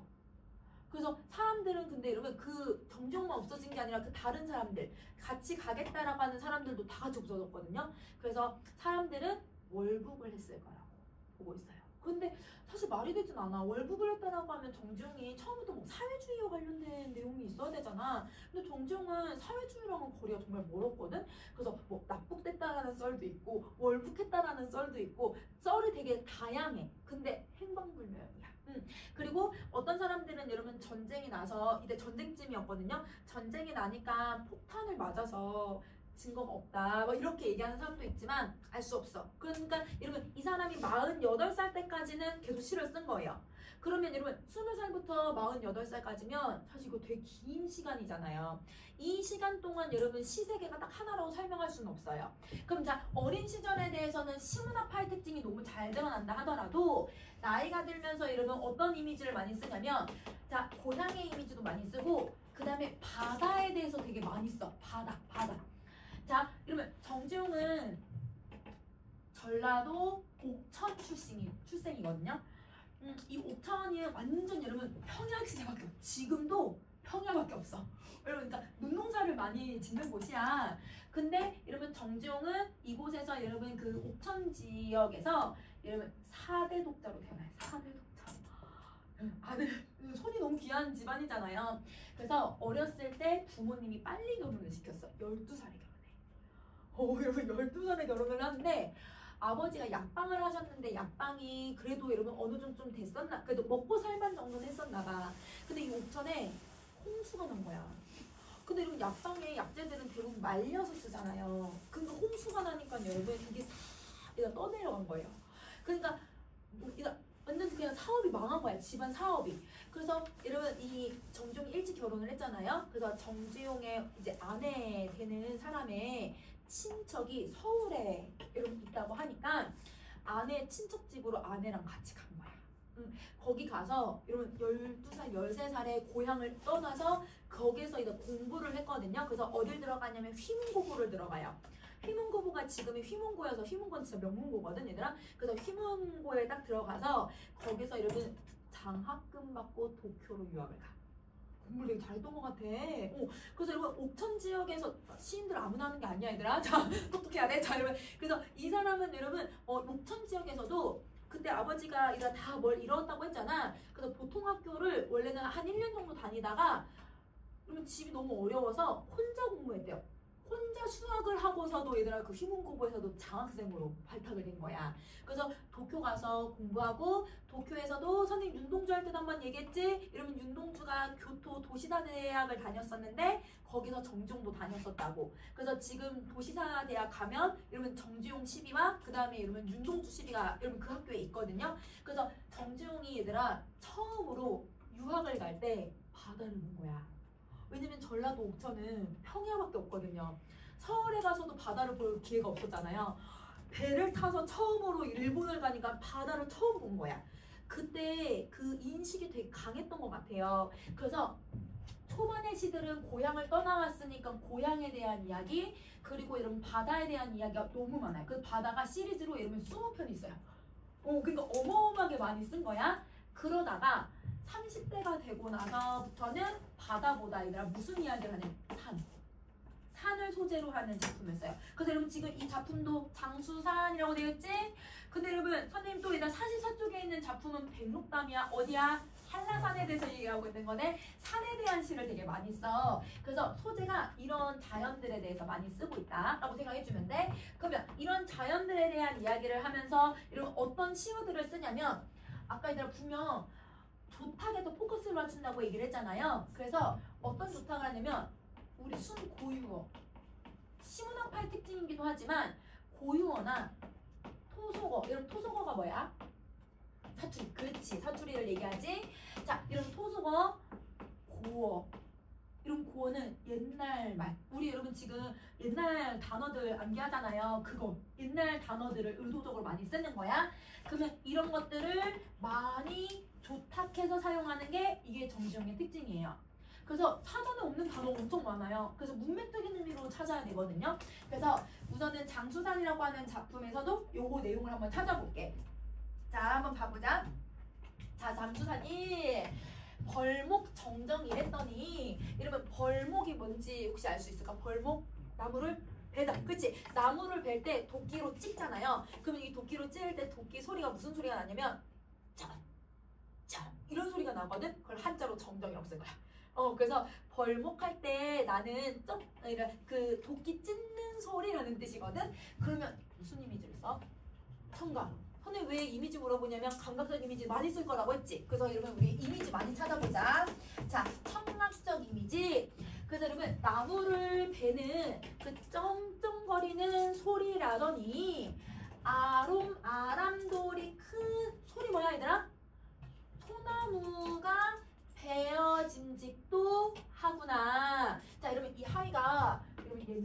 표현이에요. 고의식 표현이거든요. 그래서 뭐뭐 하구나라고 해서 뭐뭐 하는구나 이러면 감탄형으로 해석해주면 돼. 자, 그럼 봐봐. 아람돌이 큰 소나무라고 했거든. 그러면 이 아람돌이는 지금은 아람돌이라고 쓰지 않고 아름들이라고 해.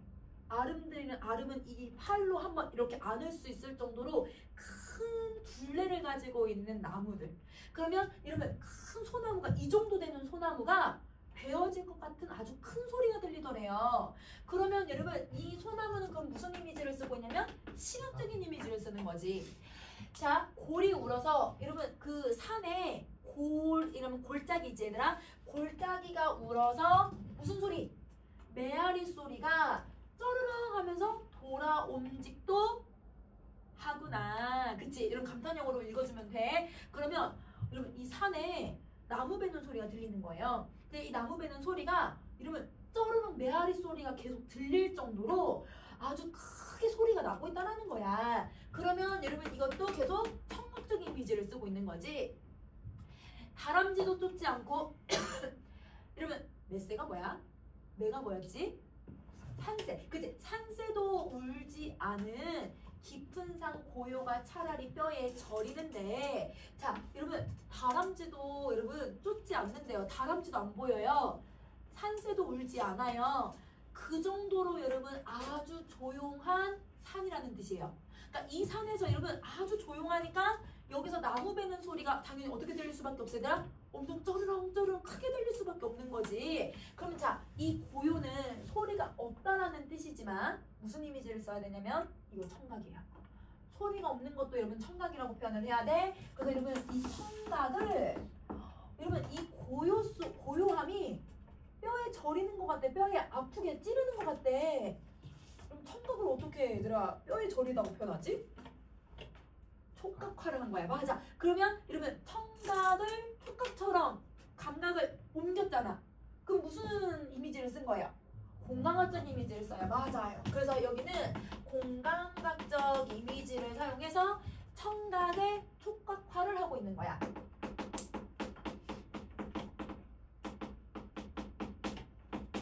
이렇게. 그러니까 어느 정도로 얘들아 고요한지를 여러분 이렇게 피부로 느낄 수는 없지만 이런 피부로 느껴질 만큼 고요하다라고 표현을 하는 거지. 자, 눈과 밤이 조희보다 희구나. 그러면 여러분 자 무슨 말인지는 몰라도 왜 조용한지는 알 수 있겠다. 눈이 내리니까 다람쥐하고 산새가 다니지 않는 거예요. 여러분 시간적 배경은 언제예요? 밤이에요. 그러니까 여러분 산이 당연히 고요할 수밖에 없는 시간 계절인 거야. 그러면 여러분 겨울밤이라고 하는 여러분 이 시간적 배경이 여러분 이 고요를 만드는 시간이 되는 거죠. 여러분 눈 많이 올 때 눈이 많이 쌓이면 소리 묻히는 거 혹시 아세요? 소리가 반사가 되지 않으니까 소리가 다 묻혀요. 그래서 오히려 얘가 눈이 많이 쌓일 때 밖에 밤에 나가보면 뭔가 얘가 사방이 아주 조용한 것 같은 느낌이 들어. 사위가 되게 얘들아 사위라고 하는 건 여러분 주변에 주위에 사방에 아무 소리도 안 들리는 것 같은 느낌이 들거든. 그 상황인 거야 지금. 그러면 이때 눈과 밤이 여러분 뭐 하다고 하냐면 조희보다 희구나 라고 얘기한 거거든. 그러면 여러분 뭐가 얘들아 하얗다고 표현을 하고 있냐면 조희가 뭘까? 하얀색이고 조희가 뭘까요? 하얀색이면서 조희 비하는 비슷한 거 한번 생각해봐. 종이. 그래서 여러분 이게 옛날 말이거든 얘들아. 고어를 쓴 거야. 그래서 여러분 종이보다 하얗구나. 여러분 이 사방이 얘들아 이 산 수산이라고 하는 산에 얘들아 눈이 많이 내리니까 온통 하얀 거야. 언제여도 밤이어도. 여러분 눈 많이 내릴 때 눈 많이 쌓여 있을 때 밤에 나가본 적 있어요? 밤에 못 나오니? 자 여러분 선생님 밤에 눈이 엄청 많이 쌓이고 밤에 얘들아 눈이 엄청 많이 올 때 나가보면 이러면 달이 안 떴는데도 얘들아 밤이 하늘이 하얘. 약간 무슨 색이라고 했는데 검은색이 아니라 약간 검은색하고 얘들아 하얀색이 많이 섞여 있는 약간 밝은 회색 같은 느낌이 나. 왜냐면 눈에 눈빛이 반사돼서 그렇게 보이는 거거든요. 그래서 여러분 이게 종이보다 하얗다는 건 하늘도 땅도 눈이 계속 오니까 온통 다 하얀색으로 보이더라. 이걸 얘기하지. 무슨 이미지야? 이건 시각이야. 맞아. 이건 색채 이미지랑 시각을 쓰는 거죠. 자, 달도 보름을 기다려서 하얀 뜻은 그래서 달이 보름을 기다렸대. 그리고 하얗대. 그러면 달이 무슨 달이 떴을까요? 보름달이 뜬 거예요. 그러면 그 보름달이 하얗다는 것도 시각적인 이미지를 쓰는 거죠. 자, 한밤 이 고를 걸음이란다. 이러면 선생님 아까 밤에 선생님 눈 많이 내렸을 때 밤에 나가면 온통 조용하다고 했잖아. 그때 얘들아 여러분 혹시 눈 처음으로 여러분이 밟은 거 밟아봤어요? 아무도 발자국 없는데 나만 발자국 밟을 때 이러면 이거 뭔가 느낌이 약간 뭔가 약간 설레거든? 그러니까 이 사람도 한밤중이지만 이 골짜기를 뭐 해보겠다는 거야 얘들아? 걸어보겠다. 그치? 걸어보겠다라고 얘기한 거야. 자, 우쩔중이. 자, 이러면 우쩔중이라고 하는 표현이 뭐냐면 지금 장수산이잖아. 산에 대부분 큰 산 중턱에는 여러분 뭐가 있는 경우가 많을까? 우쩔, 절. 위에 절이 있어. 맞아. 그러면 여러분 여기 위에 절에 사는 중이 스님이 여섯 판에 6번을 지고 웃고 올라간대요. 그럼 여러분 여기 스님이 뭔가 내기를 했던 것 같아요. 뭔가 게임을 하거나 뭔가 얘들아 내기를 했는데 6판에 6번을 다 줬대. 근데도 여러분 이 스님이 이렇게 여러분 6번을 졌는데도 뭐 하면서 올라간대? 웃으면서 올라간대. 여러분 사실 그럴 수 있어요?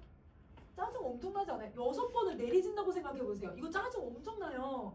근데 여러분 그런 여러분 승패에 연연해 하지 않는 스님의 모습이 나타나거든. 그러면 여기서 여러분 선생님이 얘가 대상이잖아.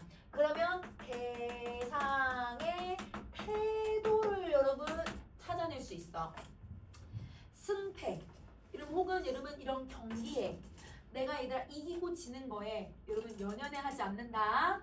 그리고 져도 그만, 이겨도 그만 이렇게 생각하는 것. 혹시 이런 태도를 무슨 태도라고 하는지 아니 얘들아? 달관이야. 맞아. 달관적 태도라고 해. 자, 여러분 혹시 여러분 그 도산시배고 배웠던 친구들이나 아니면 여러분 그 천상병의 얘들아 귀천이라고 하는 작품이 있는데요. 나 하늘로 돌아가리라. 하늘로 돌아가면 죽었다는 뜻이잖아. 그러면 죽으면 사람들이 다 어떻게 생각해더라? 다 부정적으로 생각해. 죽고 싶지 않거든? 근데 이 천상병은 여러분 내가 하늘로 돌아가리라. 올라가서 그 소풍이 즐거웠다고 얘기하겠대. 내가 죽는 게 즐겁대. 소풍이라고 생각하겠대. 그러면 여러분 다른 사람들은 다 죽음을 부정적으로 생각하는데 그 죽음을 오히려 긍정적으로 생각하잖아요. 다른 사람들보다 인식이 어때요 여러분? 더 한 단계 높여서 초월적으로 생각하는 거거든요. 그러면 여러분 연연해하지 않는다는 건 여러분 초월적으로 인식을 하는 거고 이런 초월적 인식이 달관적 태도를 만들어. 근데 여러분 사실 이거는 여러분 젊은 사람일수록 여러분 달관적 태도를 갖기가 되게 어려워. 왜냐면 여러분 우리는 아직은 여러분 이런 정신적인 선생님도 마찬가지야. 정신적인 상태가 아직은 여러분 성숙된 상태가 아니니까 여러분 당연히 하나에 일일비 할 수밖에 없거든. 근데 이 사람은 그런 게 없는 거야. 이래도 그만이고 저래도 그만이고 그냥 항상 웃을 수 있는 여러분 그런 마인드, 넓은 마인드. 여러분 연연해하지 않는 거 이걸 여러분 달관이라고 얘기를 해요. 그러면 이 달관의 태도, 이거 매우 진짜 긍정적인 태도거든? 이 긍정적인 태도를 가지고 있는 이 스님이 올라간 뒤에 조차리 늙은 사나이. 여러분 이때 늙은 사나이가 누굴까? 중이야. 맞아. 이 스님의 남긴 내은세를 줍는다. 여러분 죽는다도 일단 비읍으로 안 쓰지. 일부러 시옷으로 쓰는 거야. 여러분 왜냐면 조탁을 막 해버리는 거지. 그러면 여러분 냄새를 줍는데요. 스님이 냄새 흘리면서 다녀요? 여러분 그거 아니죠? 그러면 스님이 얘들아 남긴 냄새를 줍는다는 건 스님이 걸어가는 길을 내가 뭐 하겠다는 거야 얘들아? 따라다니겠다는 거야. 근데 스님이 걸어간 길이 뭐야? 달관적 태도거든요. 그러면 자기도 무슨 태도를 가지면서 살아가겠다? 달관적 태도를 가지면서 살아가겠다는 거야. 그러면 여러분 여기서 내가 스님이 남긴 냄새를 줍는다라고 하는 건 줍는 행위는 내가 하는 거니까 여기에 화자의 태도가 나타나는 거야. 자, 이때 화자의 태도는 여러분 이걸 줍고 이거를 여러분 따라가려고 하고 있으니까 의지예요. 맞아요. 여러분 나도 의지를 갖고 지향하겠다라고 얘기를 하는 거지.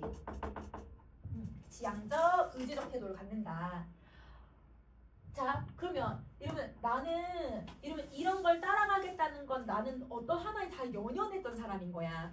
나는 여러분 초월적으로 인식을 못했기 때문에 이걸 따라가겠다고 한 거잖아. 모든 것에 연연해하고 일희일비를 하고 하다 보니까 시름이 커지는 거죠. 그래서 이 시름은 내 마음속에 있는 시름은 바람도 일지 않는 이 고요에 여러분 지금 사위가 아주 조용하잖아. 이 아주 조용한 이 장수산 속에서 심이 흔들려. 그러면 고요 속에서는 여러분 내가 흔들릴 게 없는데 이 고요 자체에서도 내 마음이 흔들리는 거야. 그럼 내 마음이 얼마나 지금 불안정한지 알겠죠? 그럼 이 불안정함이 견디란다. 내가 이렇게 시름을 겪고 내 마음이 흔들리더라도 난 뭐 하겠다? 견디겠다. 그러면 여러분 나의 태도 또 나오지? 나의 태도는 어떤 태도를 갖고 있냐면 극복 의지. 그냥 그냥 의지가 아니라 극복 의지를 가지고 자 차갑고 오련히 슬픔도 꿈도 없이 장수산 속 한밤 겨울 한밤 내내를 견디겠대요. 그러면 이 겨울 한밤 내내는요 너무 춥고 너무 고요감이 너무 조용하니까 오히려 더 불안한 거야. 이 고요가 내 이 심리를 더 불안하게 만드는 거야. 그럼에도 불구하고 나는 그걸 견디겠대. 그러면 이때 이 겨울이라는 건 여러분 그냥 단순히 나에게 주어지는 여러분 춥게 만드는 거, 힘들게 만드는 시련, 고난이라고 봐도 되지만 만약에 여러분 시대적 배경, 정주용이 시를 썼던 시대적 배경으로 고려한다면 여러분 일제강점기에 많이 썼잖아요. 그러면 이때 여러분 겨울 한밤내는 뭐라고 해도 돼요? 일제. 그렇지. 그러면 이 작가는 여러분 내가 시대 상황을 아예 고려를 안 한 건 아니야. 여러분 이 사람도 시대 상황에서 내가 이렇게 해야지 라고 하는 다짐을 했던 사람이야. 그래서 장수산이라고 하는 작품은 여러분 우절 중의 태도를 찾는 게 너무 중요하고 화자의 태도도 각각 따로따로 정리를 해줘야 돼. 대상의 태도, 화자의 태도. 알겠지? 자 그러면 여러분 여기서 이 작품은 여러분 이제 장수산이라고 하는 작품은 여러분 이제 정지용이 생각을 했을 때는 내가 아무것도 못하고 일제강점기 때 그러면 자기는 김영랑 여러분 자기랑 친한 친구였잖아요. 여러분 김영랑처럼 절필도 못하고 그렇다고 여러분 자기가 얘들아 이렇게 시를 쓰면서 얘들아 뭐도 했냐면 사실 43년에 여러분 뭘 한 번 하냐면 딱 시를 한번 딱 써요. 근데 여러분 이걸 이제 합리화하게 쓴 건 잘못한 거지만 조금 합리화를 조금 해보자면 무조건 나쁘거든요.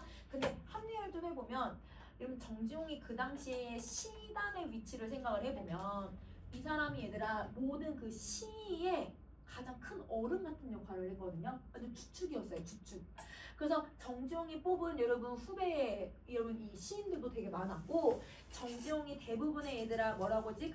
우리 시인이 등단할 때 이 사람을 시인으로 뽑겠다라고 하는 여러분 그런 이 시를 제출하면 이 시를 이렇게 채점을 해줘요. 그 점수를 매겨서 이상문학상 같은 거 하죠, 여러분. 그럼 문학상에 등단을 하면 시인이 되거든요. 그러면 이 사람은 그걸 여러분 인재를 발굴하는 역할을 하는 거야. 그러면 이런 무슨 문학상도 이러면 만들고 이런 역할들을 되게 많이 해서 이 사람을 따르는 여러분 시인들이나 여러분 아니면 이런 문학가들이 너무 많은 거예요. 그래서 이 사람의 입김이 너무 중요하니까 일본이 사실 정지용을 어떻게든 회유하려고 되게 많이 노력을 했어. 회유하고 협박하고. 근데 여러분 누굴 건드리면 가족을 건드는 거야. 근데 여러분 정지용은 자식들 둘이 있는데 유리창이라고 하는 작품 여러분 보면 알겠지만 여러분 아들을 먼저 떠나보내요. 그리고 나서 딸도 어릴 때 죽어요. 그럼 남아있는 자식이 한 명밖에 없거든요. 근데 정지용은 4대 독자라고 했잖아. 그러니까 자식이 너무 귀해. 근데 가족을 건드는 거야. 그러니까 여러분 정지용이 어쩔 수 없이 신일시를 살살년에 딱 한 번 썼던 것 같아. 그러면 물론 쓰면 안 돼. 나쁜 행동이야. 근데 정지용에게는 그런 상황이 있었다는 거지. 그래서 정지용이 그걸 후회하면서 여러분 그리고 나서 44년, 45년에는 시를 안 쓰거든요. 그리고 광복이 되고 나서야 시를 쓰는데 그때 광복이 되고 나서부터 제일 먼저 한 거는 여러분 윤동주의 유고시집이 나와요. 그 유고시집의 서문을 정지용이 써줘요. 뭐라고 쓰냐면 윤동주는 20대에 형무소에서 차갑게 죽어가고 있는데 자기는 시를 멈추는 것도 아니고 그렇다고 여러분 완전 친일이 되는 것도 아니고 그렇다고 자기가 숨어서 산에서 숨어가지고 도피해서 숨어서 은거하는 것도 아니고 자기는 아무것도 안 하고 나이만 들어갔구나 이렇게 자기를 반성하는 이렇게 서문을 써줘. 그러면 이 사람은 여러분 이런 모습에서 얼마나 많은 고민을 했을지 시대적 배경 알 수, 그러니까 반영론적 관점이나 표현론적 관점인지 알겠지. 그럼 여기서의 이 씨름은 주변에서 자기를 압박해오는 그런 거. 결핍을 해야 되나? 아니면 자기가 시를 계속 써야 되나? 아니면 자기 가족을 우선을 해야 되나? 시를 우선을 해야 되나? 이런 고민들. 이런 고민들에서도 자기는 그래도 계속 견디면서 시를 쓰겠다고 했지만 결국은 시를 썼다. 이렇게 생각해주면 되는 거야. 자, 이게 표현론적 관점이고요. 그러면 이제 백록담이라고 하는 작품으로 한번 가볼게요. 조금 긴데? 자, 여러분 백록담이라고 하는 작품을 한번 봐보자. 자, 여러분 백록담은 여러분 이제 제주도 한라산으로 온 거잖아. 이러면 정지용이 여러분 나중에 30대에는 진짜 여러분 산을 너무 좋아했거든요. 그래서 여러분 이 당시에도 금강산 한번 보는 게 사람들의 소원이었어. 그래서 이제 정지용하고 여러분 같이 시문학파였던 박용철이라고 하는 사람하고 금강산을 유람을 간 거예요. 금강산에 대한 시를 이제 쓰려고 딱 유람을 갔는데 이러면 이 박용철이 냉면 먹고 탈난 거야. 그래서 이러면 이 사람은 못 올라가고 정지용만 금강산을 보고 내려왔거든요. 그 뒤로 여러분 이제 박용철이랑 또 가자 했지만 박용철은 아파서 세상을 먼저 떠. 제일 친한 친구가. 그래서 이 박용철을 좀 기리기 위해서 자기 친구들이랑 이러면 이 정지용이 제주도 한라산을 온 거예요. 그래서 한라산을 오르면서 여러분 작품을 쓰는데 숫자가 매겨져 있죠. 1, 2, 3, 4, 5, 6, 7, 8, 9. 그쵸? 이게 순서예요. 시간의 흐름대로 서술한 거야. 그래서 이 글은 1번부터 여러분 9번까지는 시간의 흐름이 들어가는 거라서 시간에 따라서 각각 내가 이거 보고 여기 올라가고 이런 걸 서술을 해주거든. 그래서 이거는 이 작품은 무슨 구성을 가지고 있다는 걸 알 수 있게 해주냐면 순행적 구성을 쓰고 있다는 걸 알 수 있게 해줘. 그러면 여기도 여러분 우리 뭘 찾아보냐면 여러분 감각적 이미지들 찾으면서 한번 봐볼게. 절정에 가까울수록 그럼 여러분 한라산에 아직 백록담 절정은 아니고 거기 올라갈수록 뻐꾹채 꽃키가 그럼 여러분 뻐꾹채 꽃이 많이 펴있나 봐요. 이 꽃키가 점점 소모된대. 여러분 키가 점점 줄어든다는 뜻이잖아. 왜 줄기가 줄어들까 얘들아? 더더더더 고산지대로 올라가니까 얘네들이 더 많이 자라지 못하고 짧아지는 거예요.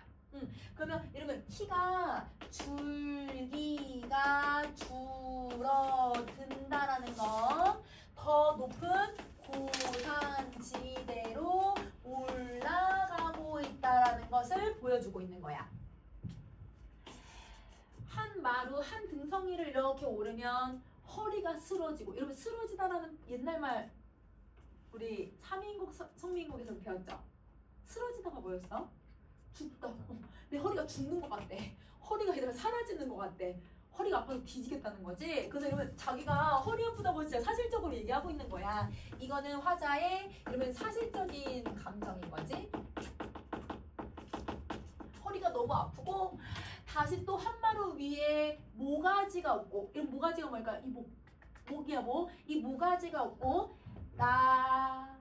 나중에는 얼굴만 갸웃 내다본대. 그럼 이런 모가지가 없다는 건 줄기가 없다는 거야. 누가? 뻐꾹채꽃이. 이러면 점점 내가 한 마루 올라가고 또 한 마루 올라갈수록 뻐꾹채꽃이 이제 얼굴만 보인대. 그러면 여러분 점점 얼굴만 가웃거린다는 건 얘의 줄기가 이제 아주 짧아졌다라는 뜻인 거죠. 근데 이렇게 아주 짧아진 건 여러분 지금 무슨 표현법으로 설명해? 목, 얼굴, 꽃을 사람처럼 표현하고 있네. 무슨 표현법이야? 의인법을 지금 쓰고 있는 거야. 그래서 얼굴을 이렇게 내민다 이렇게 표현을 하잖아. 자, 화문처럼. 여러분 화문이 뭔지는 몰라도 뭐뭐처럼이니까 지규 쓰죠. 자, 여러분 화문이 뭐냐면 꽃화자 썼지. 문자가 문이 문자야. 문이 문. 문양할 때 문. 문양할 때 문. 문양이 얘들아 문이라는 뜻이잖아. 그럼 이거는 꽃문이야. 꽃무늬. 꽃무늬. 꽃무늬처럼 판에 박힌다. 그럼 여러분 우리 무늬를 이렇게 딱 찍는 거는 2D잖아요. 그러니까 여러분 꽃이 3D처럼 보이는 게 아니라 그냥 이렇게 납작해서 보인다 라는 뜻인 거야. 자, 바람이 차기가 함경도 끝과 맞서는 데서 여러분 제주도 바람을 처음 느껴본 거야. 함경도 바람 같네? 이렇게 이 정도로 세네? 라고 느껴보고. 그러면 여러분 무슨 이미지를 느껴야 돼요? 촉각, 바람 차기라고 했으니까, 그치? 그러면 얘는 촉각적 이미지를 제시해주고, 뻐꾹찍기는 아주 이제 없어져서 지고도 8월 한철에 흩어진 성심처럼 난만하더라.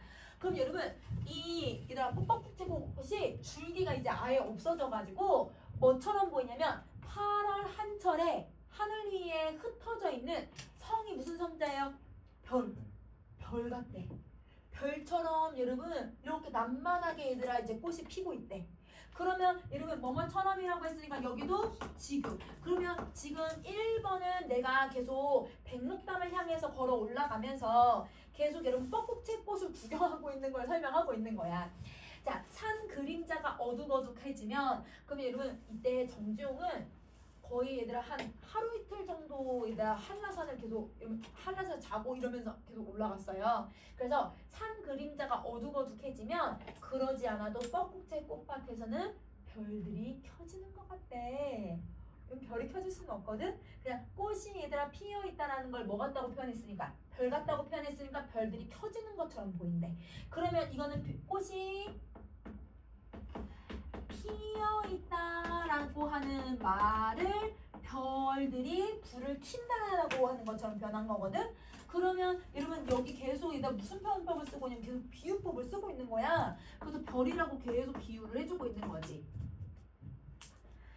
제자리에서 별이 옮긴다. 여러분 왜 제자리에서 별이 옮겨가는 것처럼 보이냐면 여러분 내가 별을 놓고 내가 걸어가잖아요. 여기 있는 꽃을 여기 있고 내가 이렇게 걸어가니까 얘가 자리를 옮겨가면서 움직인다고 생각하는 거야. 그러니까 여러분 화자는 계속 걸어가고 있는 거지.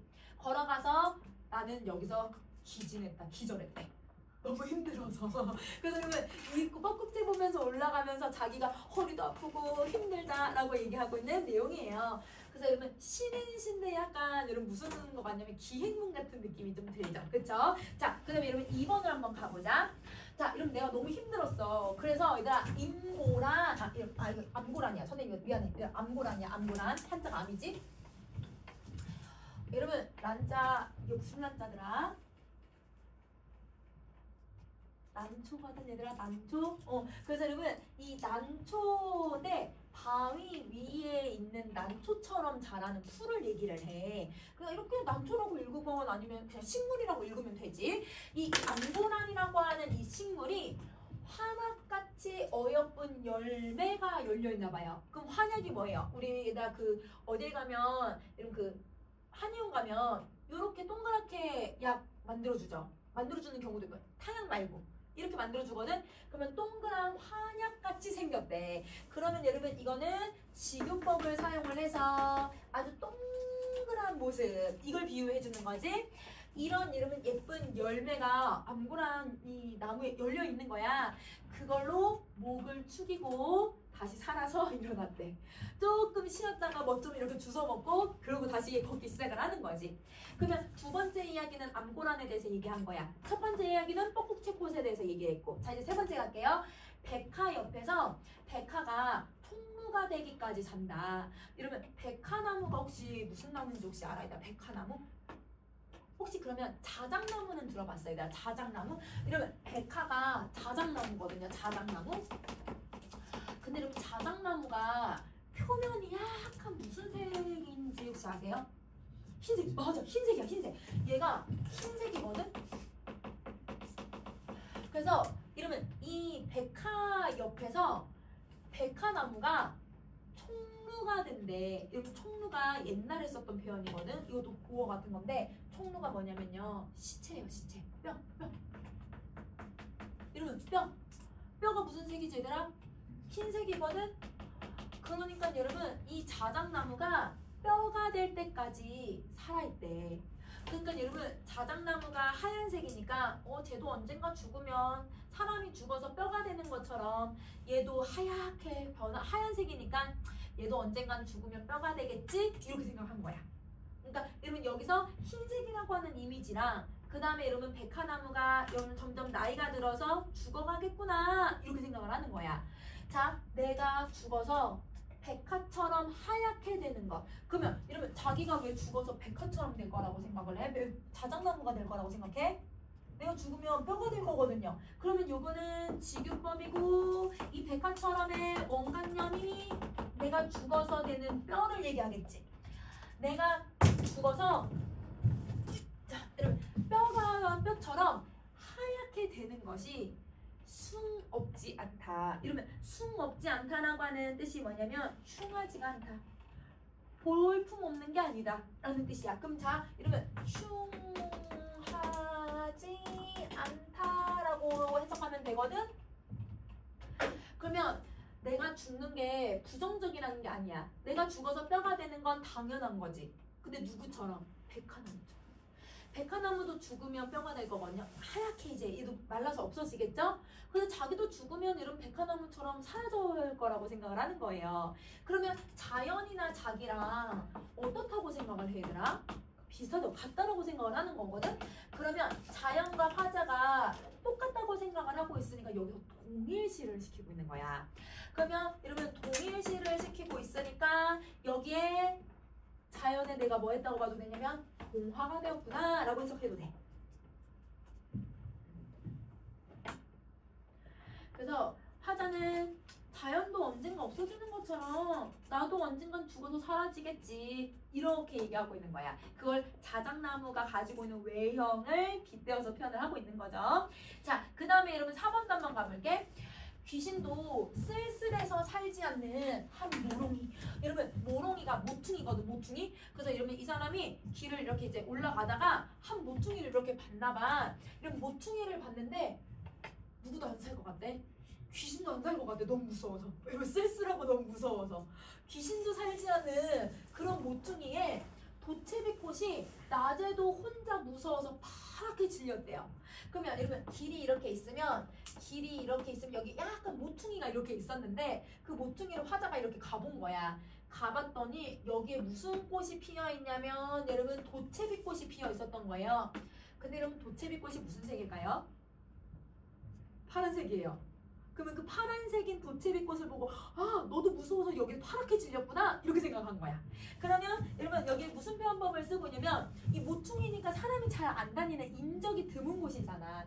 그러면 인적이 드문 곳이 갖고 있는 그 쓸쓸한 이미지를 이러면 얘가 살아있는 것처럼 무서워하고 있다라고 의인법을 사용을 해서 좀 파랗게 질렸다고 표현을 한 거예요. 그래서 이 파란색은 여러분 진짜 얘가 갖고 있는 색채 이미지를 쓰는 거지. 시각적 이미지지? 그러면 여러분 인적이 드문 곳의 그 쓸쓸한 분위기를 도채꽃의 색채 이미지를 활용해서 제시하고 있다. 이렇게 생각해 주면 돼. 자, 5번 가자. 바야흐로 이제 시간이 어느 정도 지나서 해발 6,000척 위에서 이러면 위에서라고 했으니까 이제 많이 올라간 것 같아. 아직 백록담은 아니지만 말가소가 사람을 대수롭지 아니 여기고 산대. 대수롭지 않는데. 그 말은 얘네가 사람을 피해 다니지 않는다는 거야. 그러면 이 말은 여러분 사람을 경계한다, 경계하지 않는다. 얘네들은 경계하지 않아. 맞아. 자, 경계하지 않고 말은 말끼리, 소는 소끼리 살아요. 그러면 서로 얘들아 정답게 살죠, 여러분. 말은 말끼리, 소는 소끼리. 근데 망아지가 여기 말이고 여기 소가 있다고 해봐. 망아지가 어미소 따라다닌대. 그리고 송아지는 어미말 따라다닌대. 그러다가 안녕 하고 자기네 얘들아 말과 소 있는 무리 쪽으로 간대. 그럼 이 말은 말과 소가 서로 달라도 이러면 서로 싸우면서 살아간다는 걸까, 얘들아? 서로 얘들아 평등하게, 서로 얘들아 화합을 이루면서 살아가는 거야. 그러면 여기는 여러분 갈등 없이 사는 자연의 모습을 보여주죠.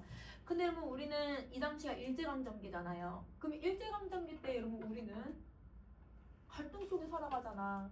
그러니까 우리랑 다른 모습이라고 생각을 하면서 길어 올라가는 거야. 자, 그러면 여러분 다시 여러분 이제 6번을 한번 봐볼게.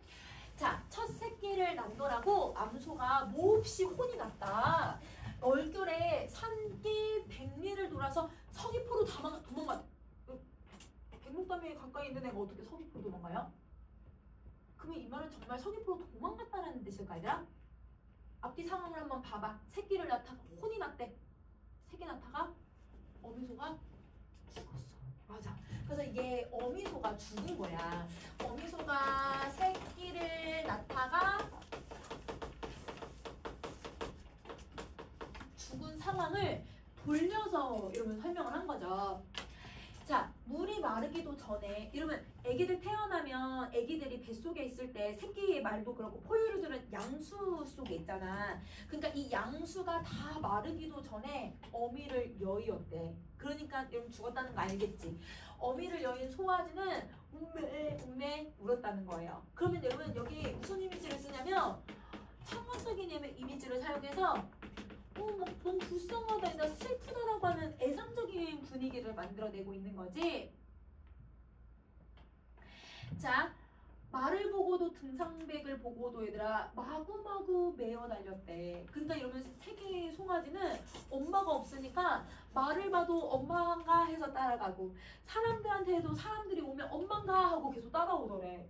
계속 엄마를 찾아 헤매는 거야.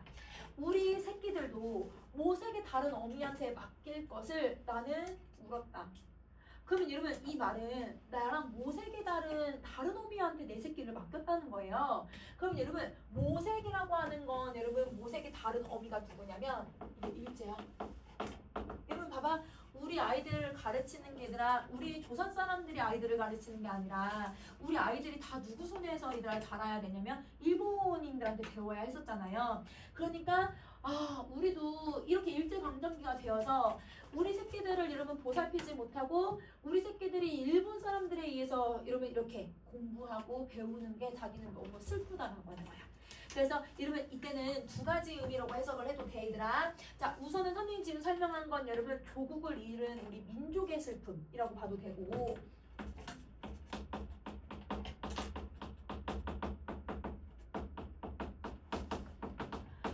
자, 두 번째는 정재용이 이때 여러분 한라산을 등반을 했을 때는요 자식을 이미 잃은 상태예요. 그래서 여러분 자식 잃은 개인의 슬픔을 얘기했다고 봐도 되죠. 이렇게 표현한 거야.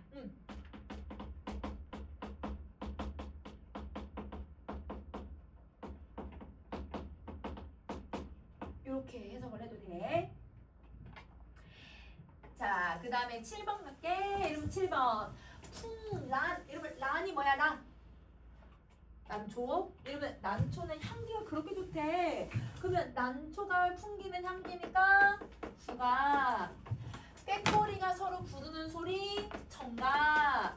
그 다음에 제주 해파람새가 휘파람을 부는 소리 정가.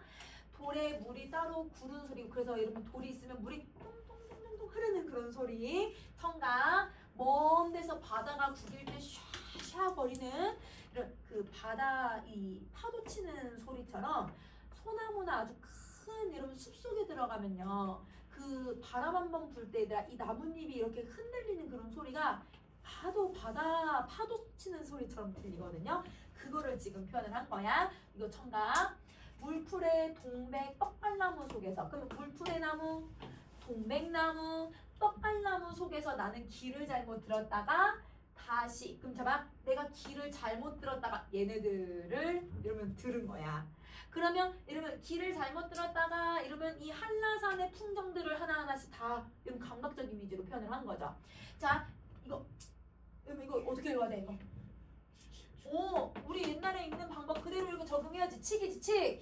왜냐면 시옷치읓 치읓이 음호음이 오면 이로 읽기로 했으니까. 그러면 칙, 넌 줄이 뭘까요? 넝줄.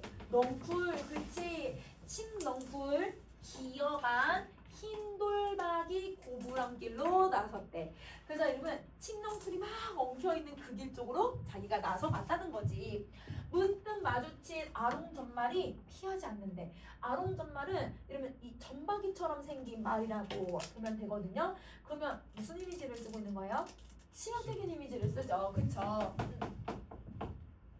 그러면 7번은 백록당 근처에 있는 여러분 이런 향기, 소리에 푹 빠진 거야. 길을 잘못 들었다가. 자, 그러면 여러분 다시 8번 한번 가보자.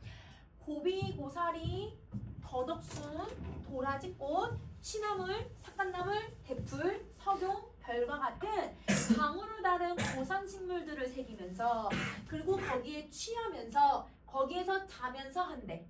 그럼 여러분 계속 산에 오르면서 여러분 이 고산식물들을 하나하나 취한다는 건 여러분 느끼고 만끽하고, 이 자연 하나하나를 가슴속에 친구를 다 눈으로 새기고, 그 다음에 얘들아 거기서 잔대. 이러면 너무 평화하니까 거기서 잠도 좀 자고, 그러면 여러분 내가 올라가는 여정 동안 여러분 하고 있는 행동들, 보고 있는 것들 설명하죠. 여러분 무슨 표현법을 많이 쓰고 있어요? 본 거 열거하지, 내가 하고 있는 행동들 다 열거하고 있잖아. 근데 여러분 봐봐, 여기서 고산식물을 마음에 새기면서 여기에 취해가지고 여기에서 막 자고 있다고 생각을 하잖아. 자연에 완전 뭐가 된 거냐면 자연에 내가 동화가 된 거야. 맞아. 그러면 이런 걸 자연에 동화됐다고 해. 자연에 동화가 됐어. 자, 백록담 조찰한, 여러분 아까 사실 장수산에도 조찰희라고 하는 단어가 있었거든요. 여기도 조찰한이라고 하는 단어가 있죠. 여러분 이 조찰하다라고 하는 단어가 사전에는 없는데, 여러분 이게 옛날 말에 여기서 온 말인데, 깨끗하다. 옛날은 좋다가 깨끗하다 했잖아. 그래서 여러분 백록담 깨끗한 물을 이렇게 읽으면 돼. 자, 이 물을 그려 산맥 위에서 짓는 행렬이 이러면 구름보다 매우 장엄하구나. 그러면 여러분 백록담에 봐봐, 산 위에 행렬이라고 하는 게 뭐냐면, 자 여러분 산맥 위가 이렇게 여기 지금 백록담까지 올라갔어요. 근데 여러분 백록담 올라가면 그 주변에도 여러분 이렇게 오름들이 보이거든요. 이렇게 보이거든요. 조금 이렇게 많이는 아니지만 일단 이렇게 좀 보이거든요. 그래서 여러분 이 산맥 위에 짓는 행렬은 여기 다른 산봉우리들을 표현하는 거야. 그럼 이 산봉우리들이 구름보다 장엄하게 쫙 산이 펼쳐져 있구나, 이렇게 해석을 해도 되고요. 아니면 여러분 두 번째, 여러분 사람들이 백록담을 향해서 여러분 계속 올라오고 있잖아요. 행렬들. 이 행렬들이 정말 구름보다 장엄하구나, 이렇게 두 가지로 해석할 수 있어. 그러면 여러분 여기 요거 해석을 두 가지로 정리하자. 자 여러분 첫 번째, 여러분 산에서 보는 많은 산봉우리, 이게 장엄하다 라고 봐도 되고, 이 백록담의 산에 오르는 사람들의 행렬,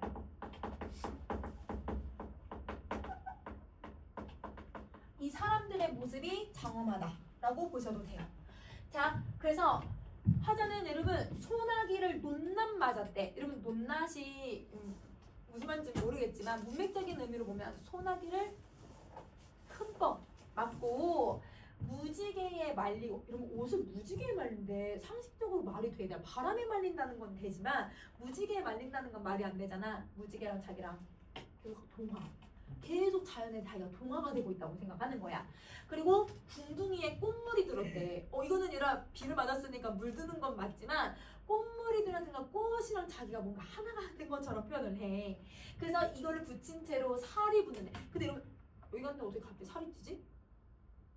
살이 찌는 게 아니야. 여러분 이때 살은요 내 정신적으로 고양이 된다는 뜻이에요. 그래서 여러분 내가 자연의 동화가 되니까 뭔가 자연적으로 여러분 뭔가 내가 감정을 막 느끼잖아. 그래서 살이 붙는다고 하는 거는 정신적으로 고양을 하고 있다, 이렇게 정리해주면 돼. 정신적으로 고양한다. 자 이제 마지막 9번째 딱 여기까지만 할게요.